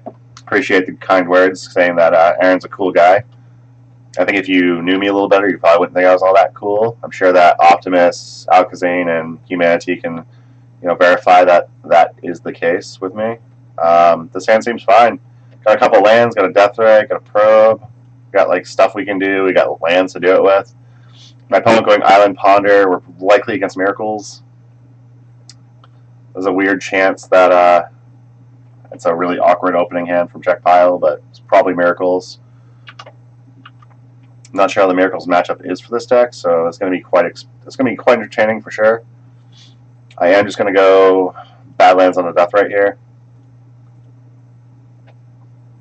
It's possibly worth it to probe here to kind of get a little more of an idea of what we're playing around, but I mean, that's not going to really particularly change our turn one play. I guess it could mean we loot instead of Death Ray, but that doesn't seem correct. I don't always play blue decks in Legacy. I've been doing it quite a bit. I did a lot of Standard Replenish. I did the Stifle Knot deck recently. But for the most part, I like to play decks like Astral Slide. I really love to play. I got to stream that again soon. The guy in the chat, Optimus344, is actually the person that took Dragon Stompy and turned it into Mog Stompy. So if you're familiar with the deck that makes quite a few top 8 appearances on occasion, I guess not quite a few, but makes its rare top 8 appearances. If you're familiar with that deck and you like it, Zach, who is Optimus344, he is a good person to thank for that deck. So we're going to go on Probe now, hoping to draw into a young Pyromancer. My opponent has a Detention Sphere. What the hell? This might not be Miracles. This might be like the blue-white control. My opponent has Snapcaster Mage, Ponder, Jace, Force of Will, Detention Sphere, Plains. You can pretty much assume a Detention Sphere is probably going to hit play. Gonna get... I guess we just get Scrubland here so we have the white mana. Aaron's the aficionado of casual Legacy decks. Yeah, that sounds accurate. Yeah, Zach, I would say boo you, pretty much. Hey, Humanity, thank you for subscribing on Twitch. Appreciate it. Anything can be boo-y. Yeah, Stompy. Yeah. Stompy decks don't really give the opportunity to have fun, so that's definitely notable. I'm going to cast Faith's Looting here, see what we can draw into. So we're drawing into more land, which isn't great. Discard this Undiscovered Paradise, because I don't particularly want to be bouncing it back and forth. They're not a creature-heavy deck, so I'm going to discard a Path to Exile. Then we're just going to pass turn. If they try to Detention Sphere or Death Ray, I'm just going to eat a spell in response, get in that 2 damage, and then I guess call that a day with Death Ray, because not much more we get from there. They can use their Detention Sphere before I can resolve a Goblin Bombardment. I would not mind that whatsoever. Yeah. They obviously have to target Death Ray with that. I'm going to eat a Ponder. I feel like Ponder's a better card to eat when they're snapping. Yes, you do have your own pet decks for sure, Chris.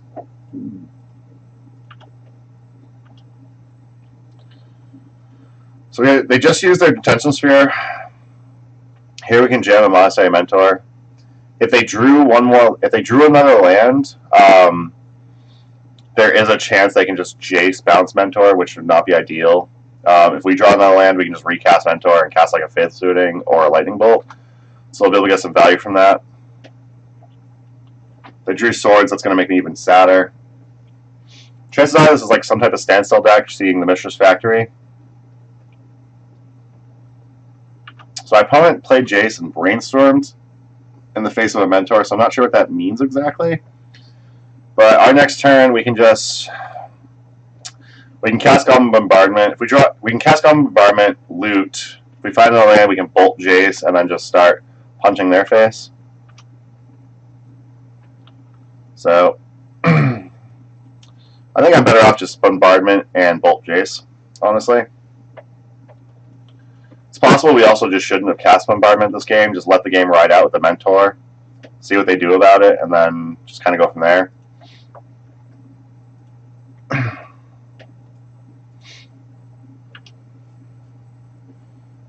Yes, I want to redirect to get Jace. That is correct. All right. Let's get punchy face time here.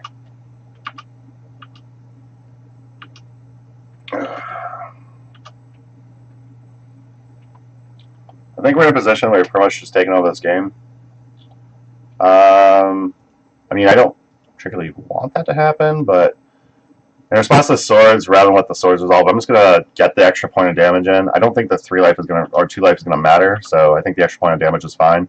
I don't want this land, so we're going to loot. We're going to discard Path and land, most likely. Obviously, we draw a couple land, we'll just discard 2 lands, but yeah, we're just going to discard 2 lands now.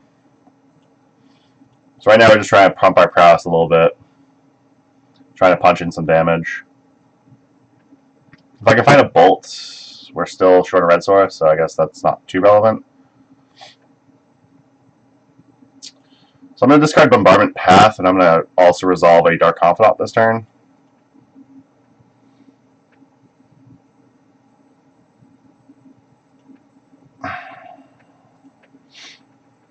I will wait until my second main phase to do that, depending on what my opponent has, what kind of tricks they might have. They could block with Mistress Factory here. It has been a turn, so Mistress Factory can pump to at least trade. 4th land is better than second Bombardment. Kinda, yeah. So this is probably going to be a snap Swords of Plowshares. Yeah. So whichever one they're going to target with Swords of Plowshares. If they block first and then target, I won't be able to do it. But if they try to target first, I'm going to, whichever one they're targeting, I'm going to pitch to kill their Snapcaster. Oh, hello. So that's what I'm talking about, where like I can, in paper, I would definitely not be like, oh, Goblin Bombardment, choose my Monk token, and then, you know, sack the Monk token to kill it. But in online, it's very easy to just Goblin Bombardment, choose my Monk token to sack, and it apparently says, nope, that's what you're going to use to target. So I've done little boo-boos like that where I'm like, oh, Goblin Bombardment's going to target my Deathrite, and then I'm going to sack my Deathrite. It's like, no, that's not what I want to do at all. Alright, so my opponent has used a lot of their resources. They're down to 1 card in hand, which is nice. They've traded very efficiently, though. Faith is looting obviously is card disadvantage, so not great for us. Another Mentor is great. Do I have anything that actually interacts with that? No.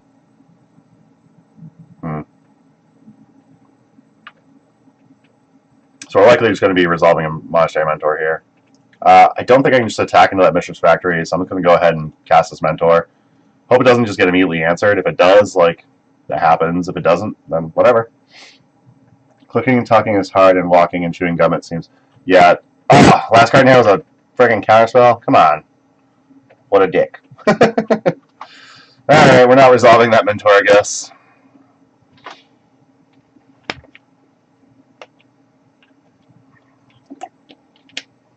So if they're trying to resolve a Jace the Mind Sculptor here, they just bounce my token. That's not great for us. If they just try to bounce my token, I'm just going to hit the Jace with it. Put it down to 1. They are at 8, so if we top deck Blood Gas can just come right in at Jace.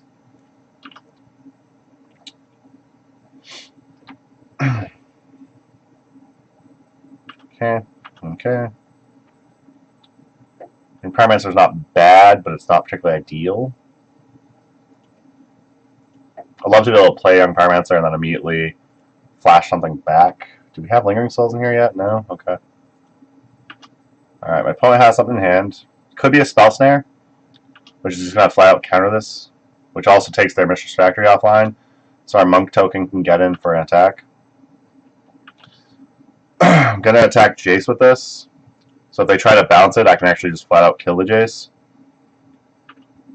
I would attack them, but that 1 point of damage I don't think is going to be relevant. If it is relevant, that's going to be unfortunate, but we can't just let this Jace go crazy and go to town on us. I'm hoping that they try to Jace bounce it, but I don't think they will. Top deck a Bolt or a Path Exile would be great if we can take out their Mistress Factory with it. Bloodghast is not bad.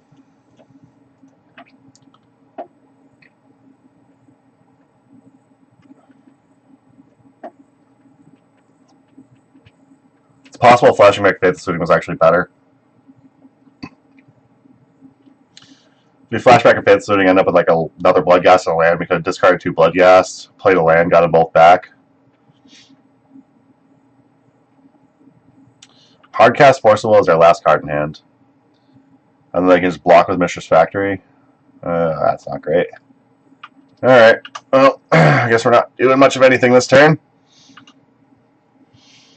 Come on, come on.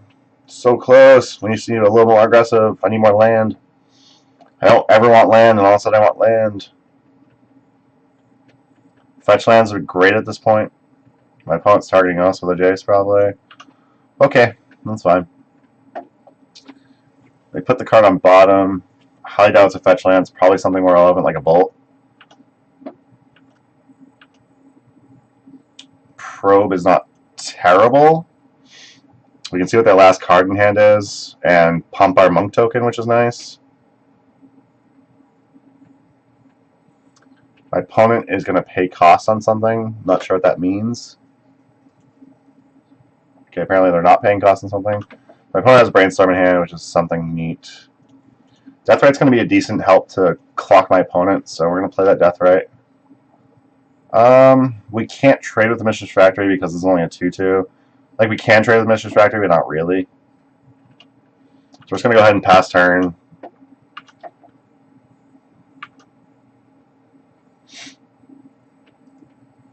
Chances are my opponent will likely Brainstorm on their turn, not our turn.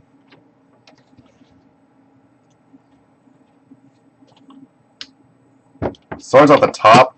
A fresh start, too. They just fetched, right? That sucks. Okay, well, just for that. I think at this point I'm actually fine with just hitting them for 1 damage with that. Sacking the deck Deathrite Shaman, but no, I don't want to redirect to Jace the Mind Sculptor. So at this point, if I start like chaining Bloodghast and whatnot, like I would like to just clock my opponent and eventually close out this game.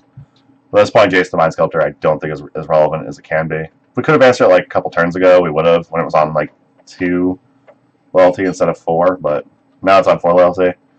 Alright, so this is Blue-White Control. It's got a Stoneforge package. They can't hardcast a Batterskull here unless they found another land. Once they get Batterskull in play, we are likely going to be in a little bit of trouble, though. Yeah, Cobble Therapy looks great here. I will do that. I will take my opponent's Batterskull. That sounds fine. My opponent still has Brainstorm, so I'm not going to be able to do that. Lame.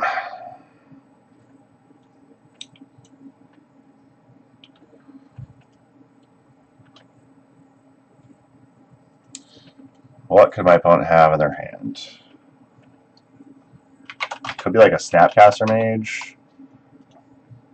They've used 1 Snapcaster Mage, so that's a good shot, I guess. We're going to try Snapcaster Mage. Another Detention Sphere, that's kind of obnoxious. It's tempting to just flashback Faith Looting here, but I don't think that's going to get us anywhere. Detention Sphere can hit the Bombardment, which is not great for us. Could have saved the card and looted. So what you're saying is like flashback Cobble Therapy instead of casting it? Yeah, that's probably correct.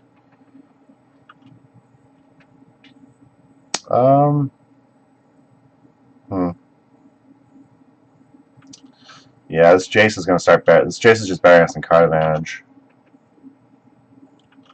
Don't think there's much we do here. Our next card on top is clearly Batterskull. I mean, we can still beat through a Batterskull, actually, interestingly enough. Tension Sphere, I assume, is going to take Goblin Bombardment, but might get lucky, it might not. Goblin Bombardment would be great for us. I don't think I just sacked this Monk token. I think I just let that happen.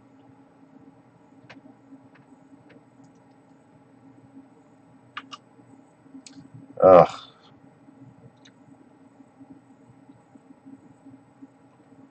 They finally tapped on their Mistress Factory too. That's unfortunate. Another Stoneforge Mystic. So they clearly put Batterskull back. Stoneforge Mystic, get Batterskull again. That's pretty good value. Umezawa's Jitte. Oh. Umezawa's Jitte is pretty good here. Land is not very good here. I don't think that any of these cards are relevant. We're going to have Faith Looting here. We don't want this. We do want this land, actually, because of the Bloodghast. I don't think we want the Young Pyromancer, though, so we're going to do those two discarded. We're going to get, like, a Bloodghast back. We're going to flashback Cobble Therapy. Yes. Then we're going to fetch.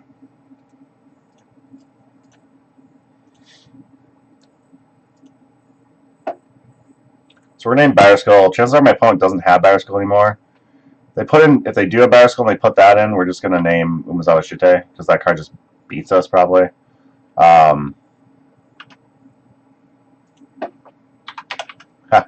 The coup is paying attention. So they have Forcible as the last card in hand. We're going to fetch now, get our stupid Bloodghast back. So we just get Scrubland here. That's fine. Okay. Yes, we'll use the ability. Nothing else we can do here. I wish I could tack into that Batterskull and at least trade with it. I'm actually fine with them getting life once. Them sitting behind this wall and then Jace is not good for us. We might have to just go to post-board games.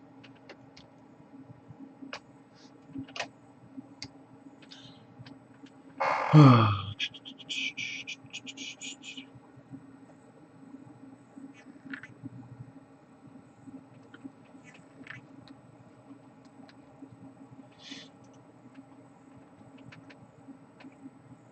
mean, I just take this attack. I don't think I block here.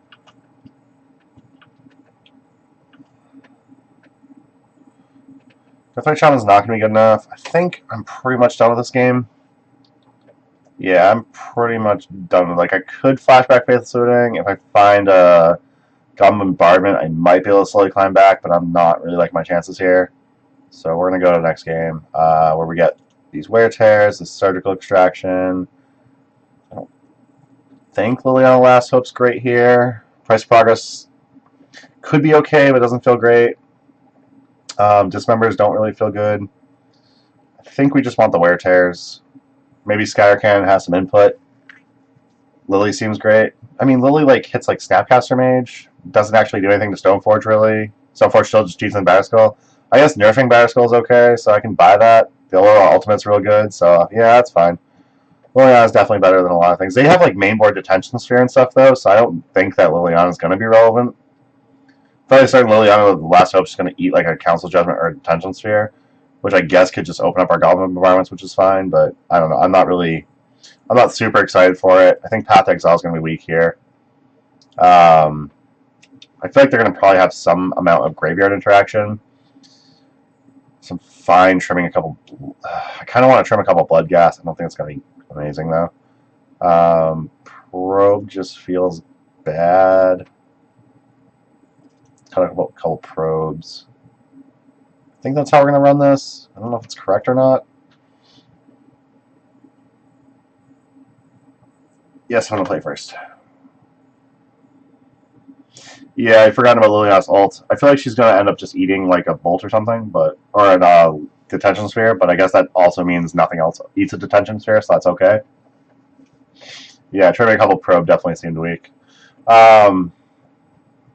So we don't have red source, which is lovely. Sorry if this is a plateau. We can jam a Dark Confidant. There's swords we just probably lose. We need to find a red source real bad. So I think I have to mulligan this. Luckily they're a slower deck, but I don't think we can't outvalue them if we're not fast out of the gate. So I'm gonna mulligan. Jesus Christ. Found another land. I'm sure we can find more though. If I could turn to a Liliana Last Hope, I'd love this hand, but I can't currently. I'll need to top deck like a Deathrite. I need to have a Deathrite in hand for this. It does have all the mana, so we can cast all our spells, but God. Knowing they run Detention Sphere, knowing they're going to have probably Council Judgment, they possibly have True Name. I don't like this hand. I think I have to mulligan into Oblivion, unfortunately. Yeah, I mean, 2 drops, red and black source, keep, scry the top of the land, that's cool. Alright, so yeah. Here I think we jam a turn to Young Pyromancer, because I kind of, if they have, here I think I jam Pyromancer, because if they have removal, I'd rather them use it on Pyromancer than Dark Confidant. I'm going to grab a Scrubland to prevent any possible not being able to cast Lingering Souls, etc. But I really want this Confidant to stick, because I'm going to need the card advantage from it, so I'm going to jam a Young Pyromancer here. They might counter it, they might have Source Plowshares, but I'd like to have this Dark Confidant be the card that sticks out of the two. So I'm going to try and have this Young Pyromancer be a bait for a Swords or a Force, and then go from there.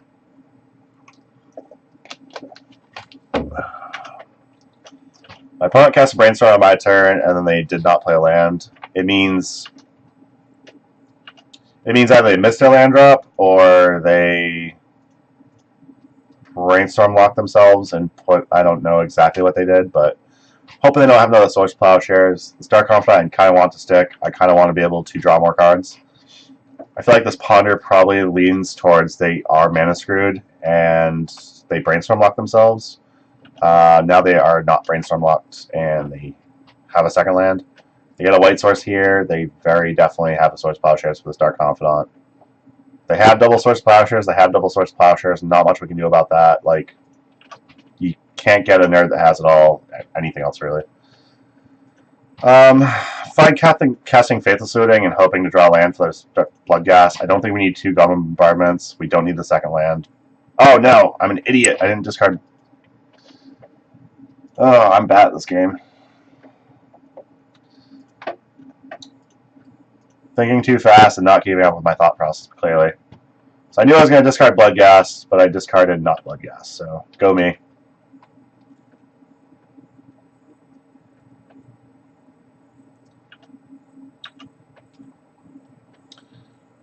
Alrighty, well, let's probe them, see what they got going over here.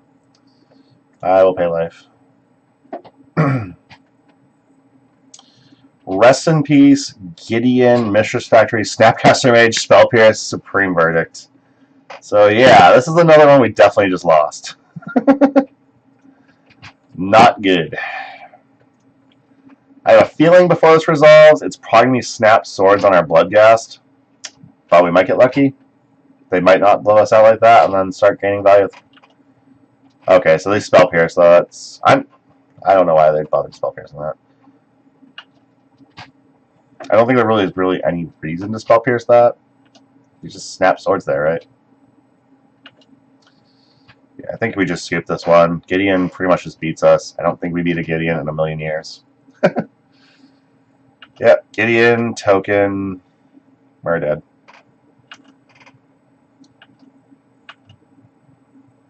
Land. Oh, Jesus.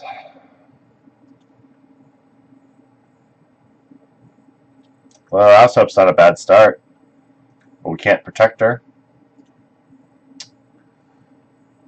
Fuck. And I'll have Snap Spell Pierce for our Liliana, so we're not resolving it. There's Snap Swords for our Dark Confidant. We can't do everything fast enough to the point where we actually... I'm just going to concede. I think that mistake cost us a little bit of not discarding Bloodghast, but I don't know if it cost us enough for that hand that they had wasn't just insane against us. That was, like, really tough. I don't know if, like, Dreadbore should be in the sideboard or Hero's Downfall or something, but I think we're going to... I think the deck's probably... I don't know if the deck wants an answer to a Planeswalker specifically, but that could be our option. Like a Dreadbore or a Hero's Downfall or something.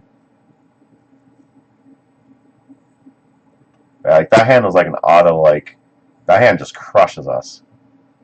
Supreme Verdict, Gideon... Another Source of Plowshares, a Snap. Like... They had a very good hand against us. That was not fun. Caleb D, I'm assuming, is Caleb Durwood. I'm not 100% on that, but I think Caleb Durwood is Caleb D on here. It's a good chance it's going to be an interesting battle. We on the play? We're not on the play, we're on the draw, so Caleb Durwood's going to be going first, so we're going to get quite an interesting look, most likely. Okay, so we didn't get to see anything, unfortunately. So I don't know what to name with Cobble Therapy. Lead on Fluid Delta, which could be a number of things. Caleb Durwood's not exactly known for running net decks, however, Caleb Durwood sometimes does, and they just have some interesting spice. So I think we're going to Cobble Therapy, target them. Volcanic Island, so Sneak and Show, Rug Delver, Spell Pierce, yep. So an opponent that's hiding some information here. Has Caleb Durwood been on Sneak and Show recently? That's good to know. How's your Sneak and Show matchup? Oh, not a turn 2 show and tell, so that's good. Might be a turn 3 sneak attack. Would not be great for us if he has Lotus Petal as well, but we'll try and get there. We're going to try regardless. We're going to do this. I believe in us.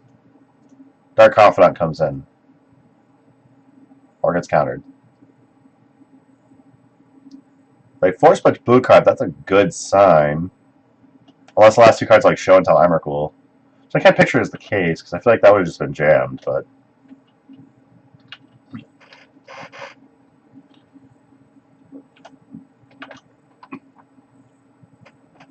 So I don't know what's going on across there, but... Yeah, jam another Dark Confidant.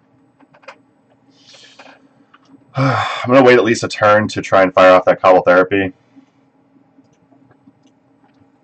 I'd like to draw some cards with this Dark Confidant and get some value. Okay. So we revealed a Fluid Delta, which is nice, because they don't know about the other Dark Confidant. I'm going to just cast Lingering Souls here. If it gets countered, I'll attack first. If Lingering Souls gets countered, I'm just going to sack my Dark Confidant to the Cobble Therapy. I'll likely name Show and Tell, but Sneak Attack might be a close second to name. I can also probe first, I guess, so there is that too. Probing's probably correct. So they have Forcible, Double Gristlebrand, so we know what we're going to name with Cobble Therapy. We know they can't stop this Lingering Souls from resolving, so we're going to get to do that, which is nice. Cast with Flashback. Target my opponent. Sack a Spirit. Name Gristlebrand. Get 2. We're going to F6 through my opponent's turn and then run to the bathroom really quick. Usually I have to go to the bathroom around round 3, but hey, I got through to round 5 today. So we know my opponent's hand is just Forcible now. Which means they can't just top deck and kill us, which is awesome. I'll be right back.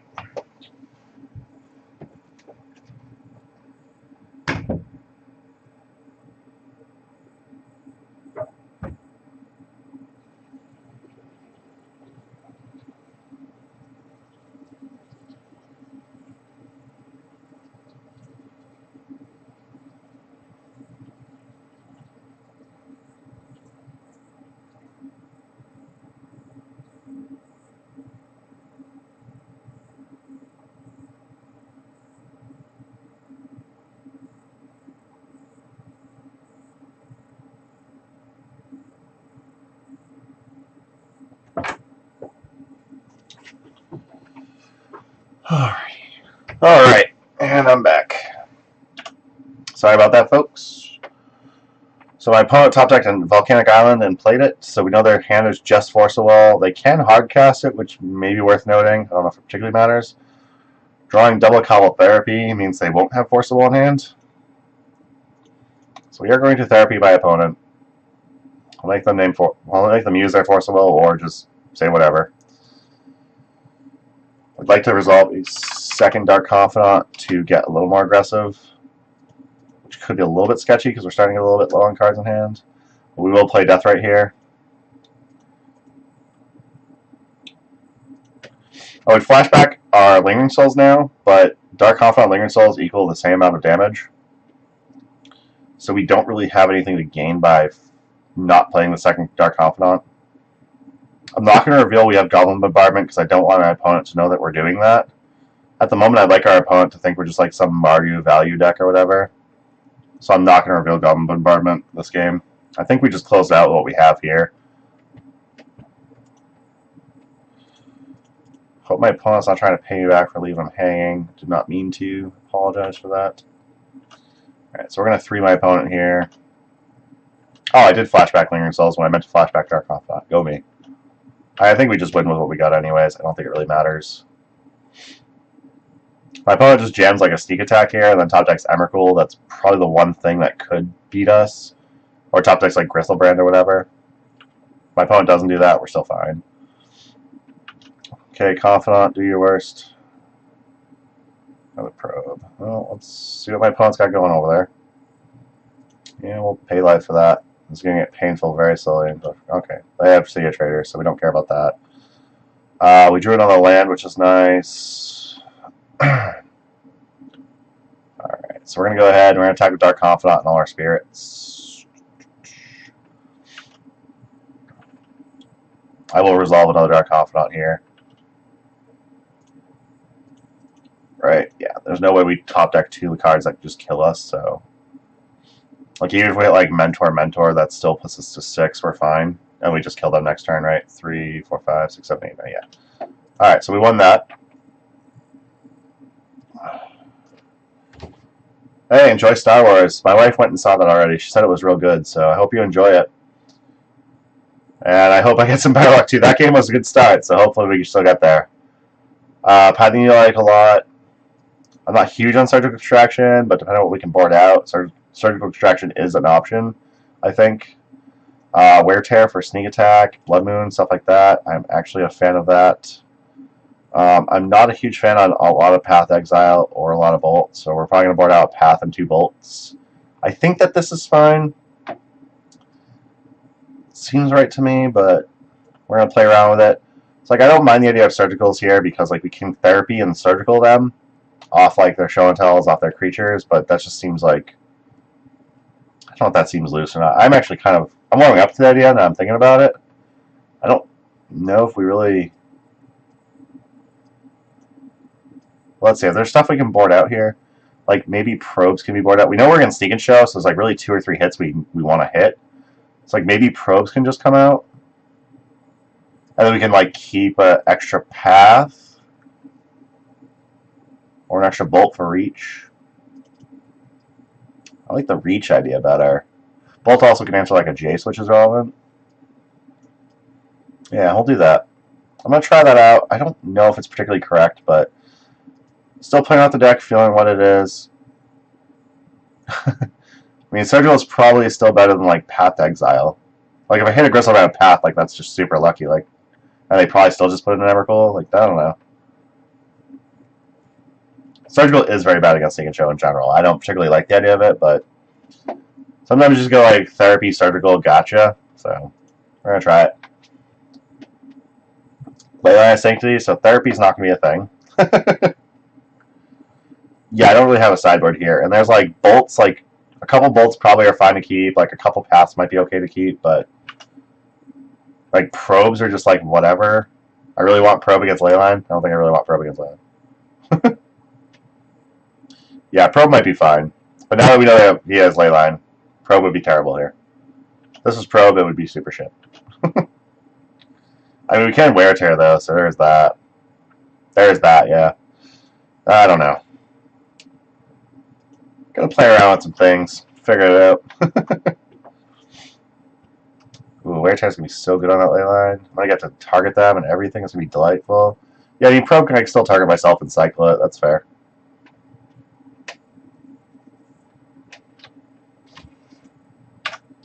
So my opponent's doing a lot of cantripping. They've pondered, they fetched, then they preordained. I did not look and see if the ponder shuffled or not, though. Chooses not to shuffle, so chances are what's on top is pretty good, or at least a card on top was pretty good. What did you do with preordain? Put a card on bottom, put a card on top, then drew the card on top, so they don't particularly know what's there right now.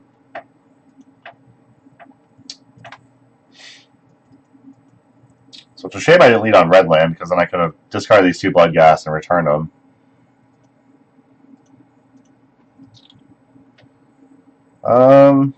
I'm gonna loot here. Alright, so I found Lingering Souls, which is nice. I'm gonna discard the 2 Blood Gas because I have a land to return them both with.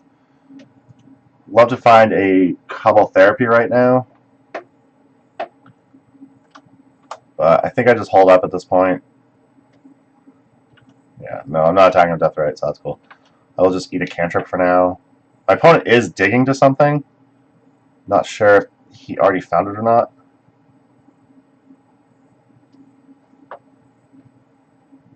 So there's 3 land here. Paying cost, Blood Moon. Good thing I have this Wear Tear. I don't think it's going to resolve, but I definitely have a Wear Tear. Alright, so we're able to answer Blood Moon. We can't answer Leyline, which is unfortunate, but our opponent did use a Blood Moon, and that was their entire turn, pretty much. Young Pyromancer is great here. So we're going to yield to these triggers. Always yes to these abilities. Sure. No, I don't want to always yes. Stop auto yes. Yes. Yes. For whatever reason, if my opponent randomly has like Containment Priest, like it is relevant to not always yes to Bloodcast. It's very unlikely that that's the case, but we are going to try to resolve Young Pyromancer here. I'm not going to do that. Alright. I'm going to pass turn here.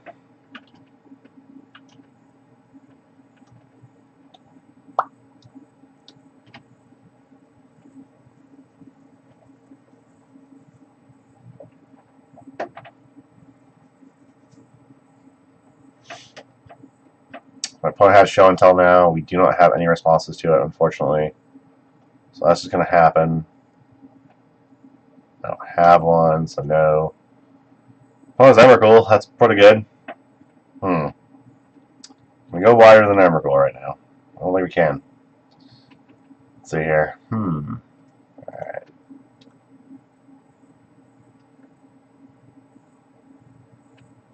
Oh, Scrubland? No, I probably just want another Badlands.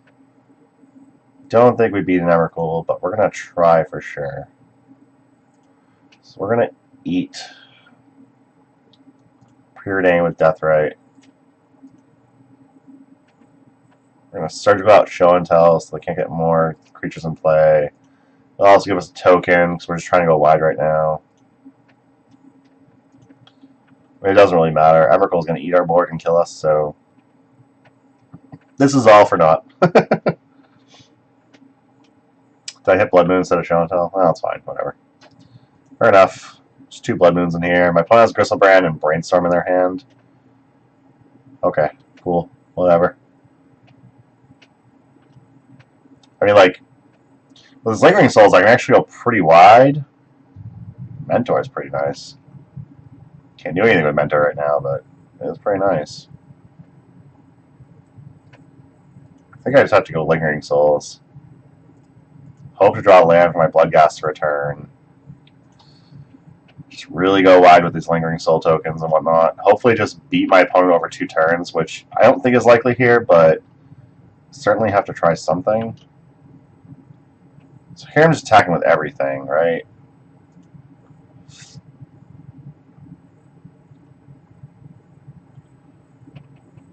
Do I hold back Deathrite Shaman? So Deathrite Shaman can eat something and cast a path if he gets Crystalbrand in play before he tries to attack. I don't think that's particularly relevant, but I also don't think Deathrite attacking is going to make much of a difference. I think the 2 life I can drain with Deathrite is probably just better. So there's that. Young Pyromancer is gone. So I got 1, 2, 3, 4. So 1, 2, 3, 4, 5, 6. I still don't think I do enough damage. So it'll be 1, 2, 3, 4. Yeah, I'm just dead to Emrakul. Can't do anything about that. Alright, on the play. We know they have that. We're keeping Probe, apparently. Seems correct. I mean, I can definitely get behind it. I think we just drop more bolts.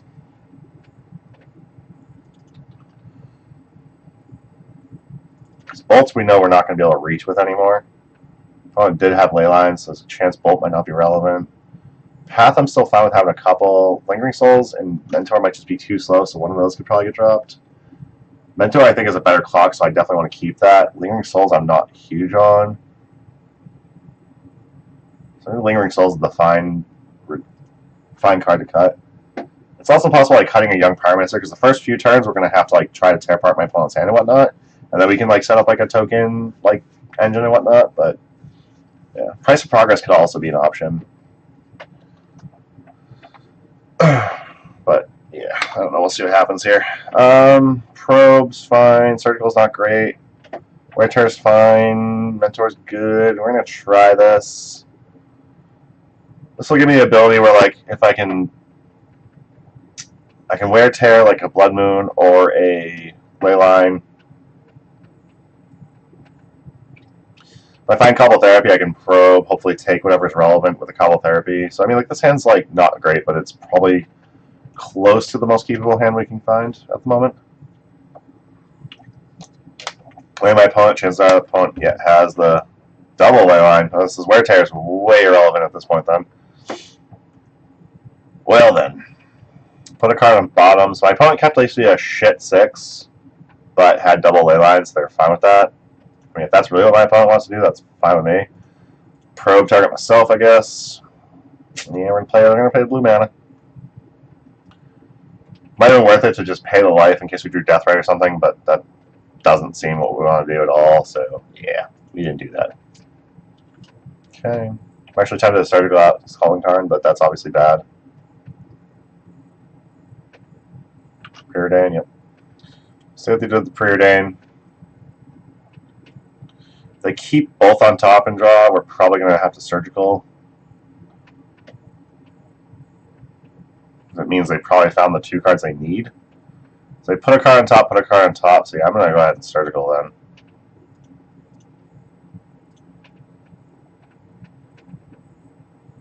So my opponent has no land in hand, which is sweet. So they have Brainstorm, Gristlebrand, another Leyline of Sanctity, and a Show and Tell. Brainstorm, Gristlebrand, Leyline of Sanctity, Show and Tell. So they are very short on mana, so we need to be very fast. Another Wear Tear isn't bad. It does mean that we can kill both these Leylines if we find a Cobble Therapy, which is nice. So I'm going to get a Scrub Land off that.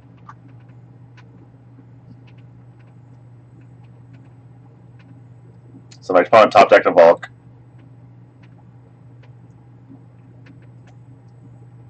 So they're still sitting on Brainstorm.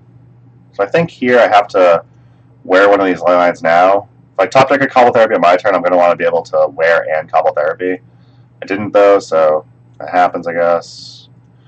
So here I have to hope my opponent doesn't just get it. If they just get it, like, Gristlebrand's a really good card. I might not be able to get there. Yeah. Not going great. So my opponent's has Gristlebrand, Brainstorm, Leyline, Show and Tell. They do have the Brainstorm, so Cobble Therapy isn't quite good enough as well. That is worth noting. They're brainstorming now, so chances are that they're likely going to find that land they need. Hopefully not, but Gristlebrand is a very good card. Grapple, thanks for following me on Twitch. Appreciate it, bud. I recognize that name, too. My opponent found the land, so that means they can get a Show and Tell Gristlebrand here. Gristlebrand's more answerable than an Emrakul, so if that's what they have, I'm actually kind of okay with that. We're going to put a Mentor in here. Hopefully just get a bunch of value. Did I board out all my paths? How do you see your deck again? So right-click, view sideboard. I boarded out 1 path. 2. So I have 2 paths left. So we're going to go ahead and try to tear this other Leyline. Get some triggers going.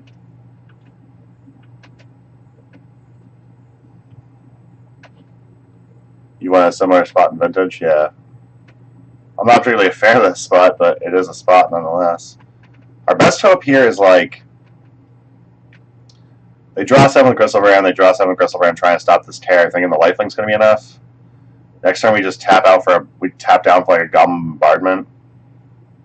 Get our Paralysis triggers, attack, and then whatever my opponent tries to block with Gristlebrand, We just sack that and shoot them. That should be enough damage, because they draw 14 cards, they go to 4. Like, we can definitely just kill them like that, so... Be nice if they tried drawing some cards with Griselbrand. Doesn't look like that's what they're doing. They likely just wait for... Caleb likely just waits for, like, a Path to Exile or something like that. Or Swords to Plowshares, whatever they think we're running. Dark Confidant, being able to draw some cards is nice. We did draw a Bombardment, but we did not find... Yeah. So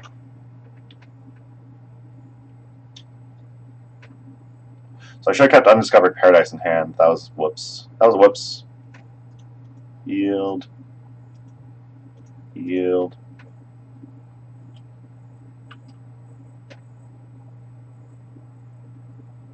Really need the removal spell for this Griselbrand. I need my opponent to fail to find something relevant.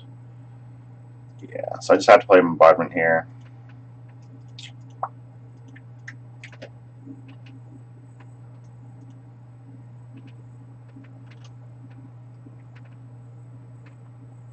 Yeah, sitting on Griselbrand, attacking a couple times seems like it's more than enough. The chance Goblin Bombardment is enough for my opponent to actually want to answer. I still don't think my opponent does anything, though. 7/7 lifelink is very good. Oh, okay, my opponent did respond to that.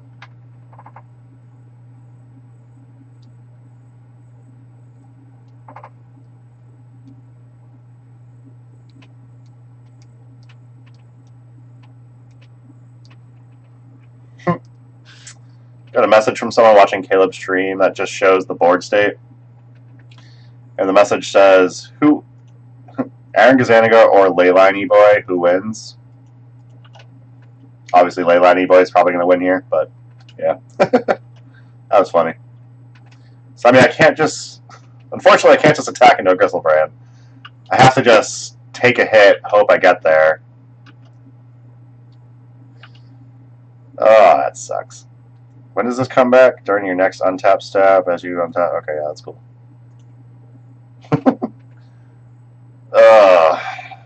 Hey, my opponent drew more cards. Maybe my opponent wants to put Sneak Attack Emrakul on board so they don't have to worry about possibly dying. Going back to 10 if they attack is not going to be enough, so that was kind of a sketchy... I think that was a sketchy activation. But can't blame my opponent for wanting cards. Cards are good. So here I need to draw like Path and Goblin Bombardment. I need to give my opponent basically 2 cards to have to force a will. Well, my opponent disc pitched that force, by the way. Ponder was pitched to force. Okay. Cantrips aren't really relevant when you have a Griselbrand in play, I guess. So there's that.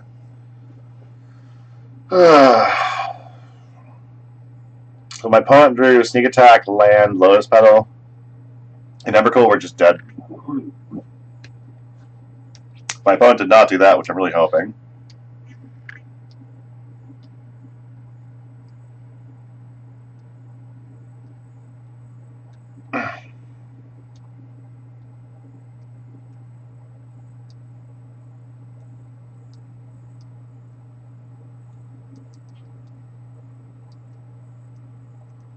Blood Moon? I mean, my opponent really wants to Blood Moon me at this point. Like, I'm fine with that. Seems like there are much better things you could do with your mana in time, but sure. And he's not going to attack, which... I mean, I guess that's correct.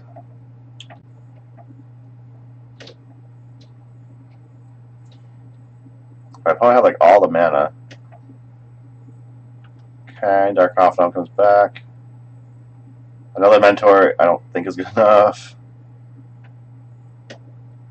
Let's see, so... Start by flashing back Fate, so I'm getting Cast Mentor, that's right, I forgot about that. Spice Undiscovered Paradise still returns to my hand. I feel like... I guess that is a triggered ability, so it still would be relevant, but... So I need to draw, like, Bolt here. Be able to attack all out, Bolt whatever creature he blocks. There's no Bolt here, so that didn't happen. Of course. Let me think, can I deal enough damage? So I need to deal... So he's going to block Mentor. I deal 10 damage, that's 2, 4, 6, 7, 8. So we're still short damage here.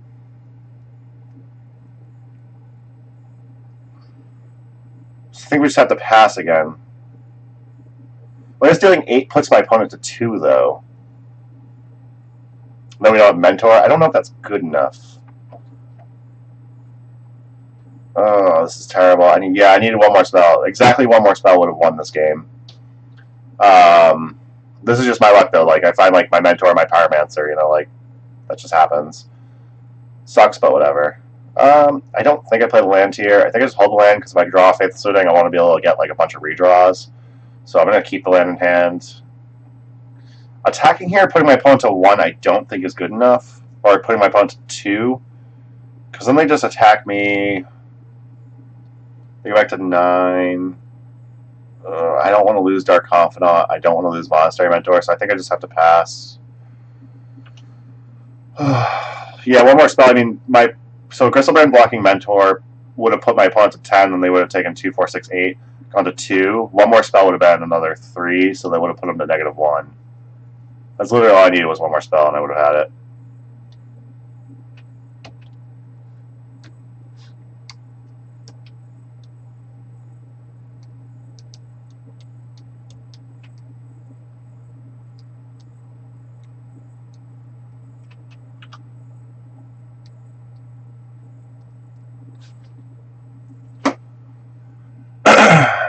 I mean, my opponent's still on defense since they drew those extra cards just for a Blood Moon. So we're looking okay so far. My opponent needs Sneak Attack, Petal, Emrakul to just kill us. There's a Petal. That is step 1 in killing us. That's 4 mana. That's a Sneak Attack. That's step 2 in killing us. Don't tell me you have a fucking Emrakul too. That's dog shit. That's fucking horseshit. Fuck you, man. Yep. That would be good enough. Well, completed the league at 1-4 again. That was just very unlucky for us, really, a lot of it. There was a couple definite punts that I don't think cost us. There was a couple punts I don't think cost us games. There was a couple punts that definitely, there was like one punt in there definitely that cost us a game. And then that was really bad luck against Caleb there. Not drawing spells off that Faithless Looting was just really bad. One more spell definitely won the game there. So it's unfortunate, but it happens. I'm still fine with the deck. I still think the deck probably has a little more work to do. I don't really know what those cards are. I'm going to write an article about it. I'll put in a few more suggestions, maybe some things to play with. I think the deck needs a solid answer to Planeswalkers, honestly. It's possible the deck should be splashing like for Abrupt Decay post boards, like a second Bayou in here somewhere. I think one of these scrublands definitely has to be a Plateau. Other than that, overall, I was kind of happy with the deck. Like, this could probably be like a Hero's Downfall or a Dreadbore.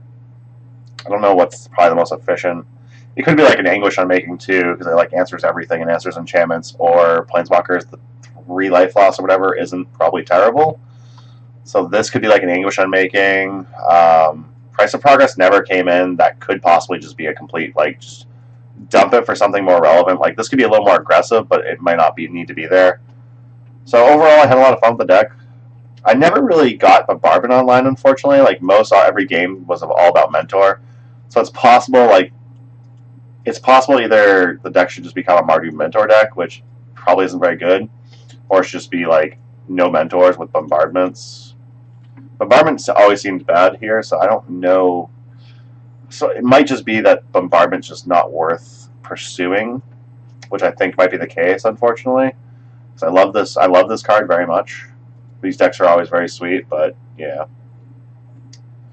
Yeah, there you go. Government Bombardment becomes Oriok Salvagers, and Young Pyromancers become LEDs. There we go. We just figured it out. These 3 are Salvagers, these 4 are LEDs. And that's what we do. Yeah, I was just playing against Caleb Durwood, who is a streamer. My friend's actually watching a stream. He was sending me shots of just the board state. So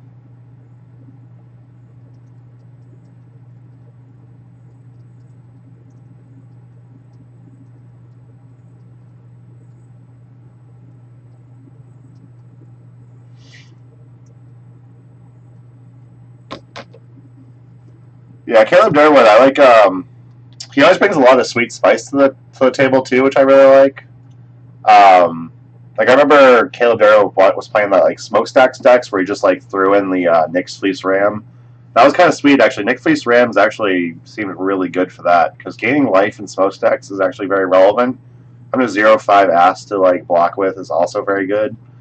Um, didn't he do something else that was relevant with Nyx Fleece Ram? Like I feel like he did something involving it that like made it really good in his deck. I don't remember what that was, but yeah, I mean Caleb Durwood does a lot of sweet things. So if I had to lose to anyone off like a bad draw versus like a good draw, having 14 cards drawn with Crystal Brand, I mean I guess I'm fine with it. The fact it was Caleb Durwood because he always tries to do something cool. Like he's willing to like play around and kind of play like brew and whatnot. So I was actually anticipating a little more of a brew rather than like Sneak and Show, but yeah, I had a lot of fun there. So I hope everyone else enjoyed it. I think that the deck definitely I think can be refined a bit to be more competitive.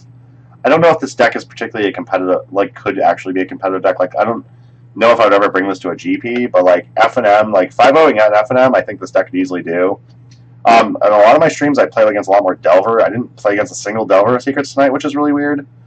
So that was also odd. Like I think Delver decks are probably a decent matchup for this. Death and Taxes is practically a buy for this deck in my experience.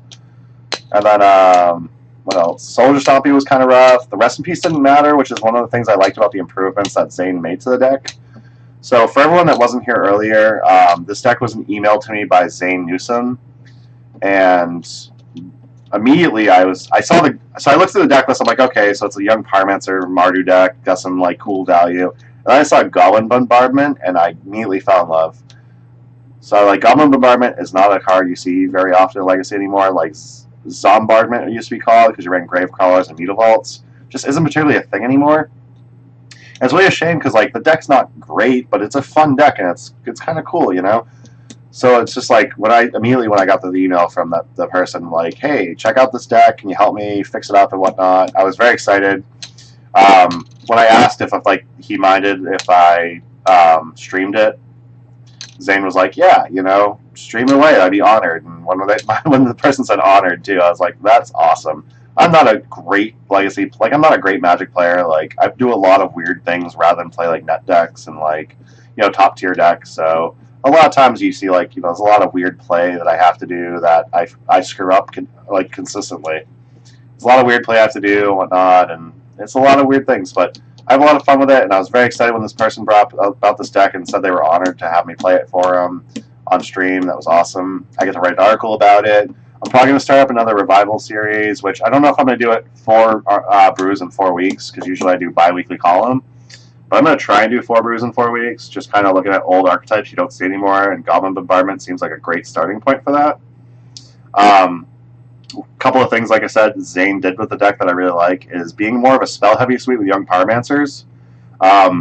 As we saw against Soldier Stompy, I didn't lose to the Rest in Peace they cast. I lost to the fact I drew too many lands. But like Mentor came very close to taking over the game until I just basically stalled out drawing lands and creatures. So I mean, it's possible even like Bloodghast shouldn't even be here, but I think Bloodghast kind of has to be because it's just very good. I think the sideboard can just be fixed up a little bit. Like I said, I think that a lot of what the sideboard's doing right now just probably isn't very good.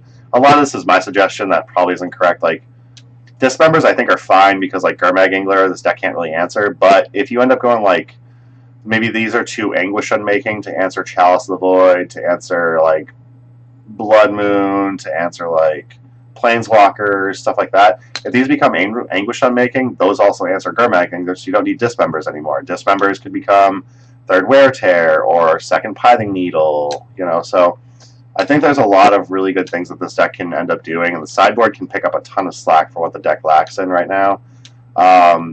I talked Zane into probes, and I think the probes were fine overall. Zane had tried to talk me out of 4 Faithful Suitings, which I ended up giving in. I went with 3 Faithful Suitings. Given how Faithful Suiting was all night, I was very happy to go with only 3. We did get mana screwed during a few of our matches, which was unfortunate. Deathrite Shaman, as always, is a very, very strong card, very powerful. Mana ramp, clocking, like graveyard hate. Deathrite Shaman does it all, which is why a lot of people hate it very much. Vindicate's probably fine too. Yeah. For troublesome lands, I haven't seen any troublesome lands yet, but like Tabernacle of Pendrell Vale can be really annoying when you have like young Pyromancers and whatnot. So Vindicate could be an option for sure. Yeah, I had a lot of fun with this deck. Lingering Souls is one of the cards that I'm really not sure about. I think it has to be in here, but I'm not happy about it particularly. Again, Bloodghast, like, it probably has to be in here, but I'm not particularly a fan of it. Like, honestly, even for me, like, Bloodghast, like, Lingering Souls can become Anguish Unmakens or something. Bloodghast can become something more relevant in the one-drop slot. So you get more action off a young Pyromancer. Like, I actually wouldn't mind seeing a couple Cathartic Reunion in this deck or something. Just to, like, really filter out your hands. I don't know if Cathartic Reunion is correct. It probably isn't, especially if you drop Bloodghast, but, like, actually, if you kept Lingering Souls, I could see, like, Bloodghast becoming Collective Brutality. Be able to clear the way for, like, your young Pyromancers and your Monastery Mentors plus kill a thing. So, like, be able to kill a Deathray, take, like, a Source Plowshares or something, and then next turn resolve a Mentor, flashback a Cobble Therapy. That seems like it could be very good and relevant, so that's an option for the deck. I'm going to keep the deck the way it is when I write my article. I'm going to write a few more suggestions on the article, things to potentially try out, and try and find a better sideboard for this deck. Like, it could be possible to run, like, a few O-Rings as well against stuff like Seek and Show. But obviously, there's a lot of things we can try with the deck. There's a lot of things. The deck can be built in a number of different ways. It can go back to zombies. It can go back to zombies. It could go to be more graveyard dependent. You can always run like an Orborg with like the grave crawlers and mutavaults and all that. You could even run like, in that case, you could even run like what's that 3-mana zombie that drains for 2? Geralf's Messenger. It has Undying, so like Geralf's Messenger is a nice, like, kind of aggressive card that does synergize with Goblin Bombardment and Gravecrawler. So I mean, there's a lot of different options that this deck can go. I kind of like, but like I said, I really like the way that Zane went with this deck, where it's 4 young Pyromancers, and then Zane let me talk him into 2 Monastery Mentors in the deck, and I think Monastery Mentor is probably the best card in the deck, quite frankly. I wouldn't mind seeing like this become a 3rd Mentor and this become like an Anguished Unmaking. I wouldn't mind seeing like keeping the Bloodghast, but I kind of want some of our Collective Brutalities. Hey Lawrence, how's it going? No, I won't let my memes be dreams ever. I'm the king of meme decks, you know that. Can't wait to run Triskaidekaphobia again soon. So yeah, I have a lot of things to say about the deck. I had a lot of fun. Drawing like double land Mentor Young Pyromancer off that Faith Swooning against Caleb Durwood that last game was very unfortunate. Any one spell would have won that game for us, so Caleb got pretty lucky against us there. We could have beaten him, could have memed him out with a stupid double leyline opener. But this is where we are, and it's been kind of fun, so thank you everyone for stopping by.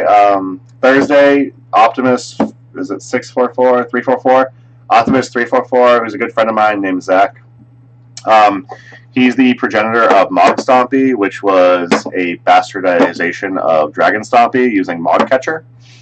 And it got to use Mog Catcher with stuff like Kiki Jiki and Goblin Settler to like keep your opponent off basic lands, to blow up all your opponent's lands to lock them out. It got to use Mog Catcher to dig out stuff like, is it Tuk Tuk Scrapper is the ally? Right, yeah, Tuk Tuk Scrapper to blow up artifacts. Uses Fire Confluences, which is a surprisingly strong card, even though it's really just mildly mediocre. Right now, the deck has evolved from Mog Stompy to like Hazoret Chandra Stompy. So now the deck is like 4 Ensnaring Bridge, 4 Chandra, Torch Defiance. I think it's 4 Hazoret, the Pervert or whatever his name is. And Zach will be going into a little bit of history on the deck and talk about what the deck tries to do, how the deck tries to do that. What are some of its strengths, what are some of its weaknesses. So if you want to learn how to play the Blood Moon Stompy deck, come stop by Thursday at 8 p.m. and it'll be Zach and I running that deck through a league. It should be a lot of fun. Zach is very good with the deck. He's the one person that I pretty much consistently lose to on that deck these days. Most people I just beat. Zach I can almost never beat. He did have some help. I guess Zach had some people in Japan that helped him get to where it is now. So, the Japanese do a lot of good things in Magic the Gathering. They make quite a bit of, engineering to decks, and I'm trying to think of the word. They strengthen decks up a bit, so we should be able to get some good conversations, some good fun games on Thursday, and we should be able to meme some people out. So definitely be there for that Thursday, 8 p.m. I want to say thank you for Card Hoarder for making it possible for me to bring all these awesome memes to life. I want to say thank you for Hipsters of the Coast, who have facilitated the partnership with Card Hoarder to make it possible, and for continuing to support my writing and my streaming. I appreciate that, everyone. I thank you, everyone, for stopping by. Make sure you follow me. And I upload all my videos to YouTube. My name on YouTube is the same as in Twitch. It's Aaron Gazaniga. So if you want to follow me on YouTube, you want to check out any of the previous videos, that's a good place to find them. Thank you very much for stopping by, and we'll see you again soon. Hey, take it easy.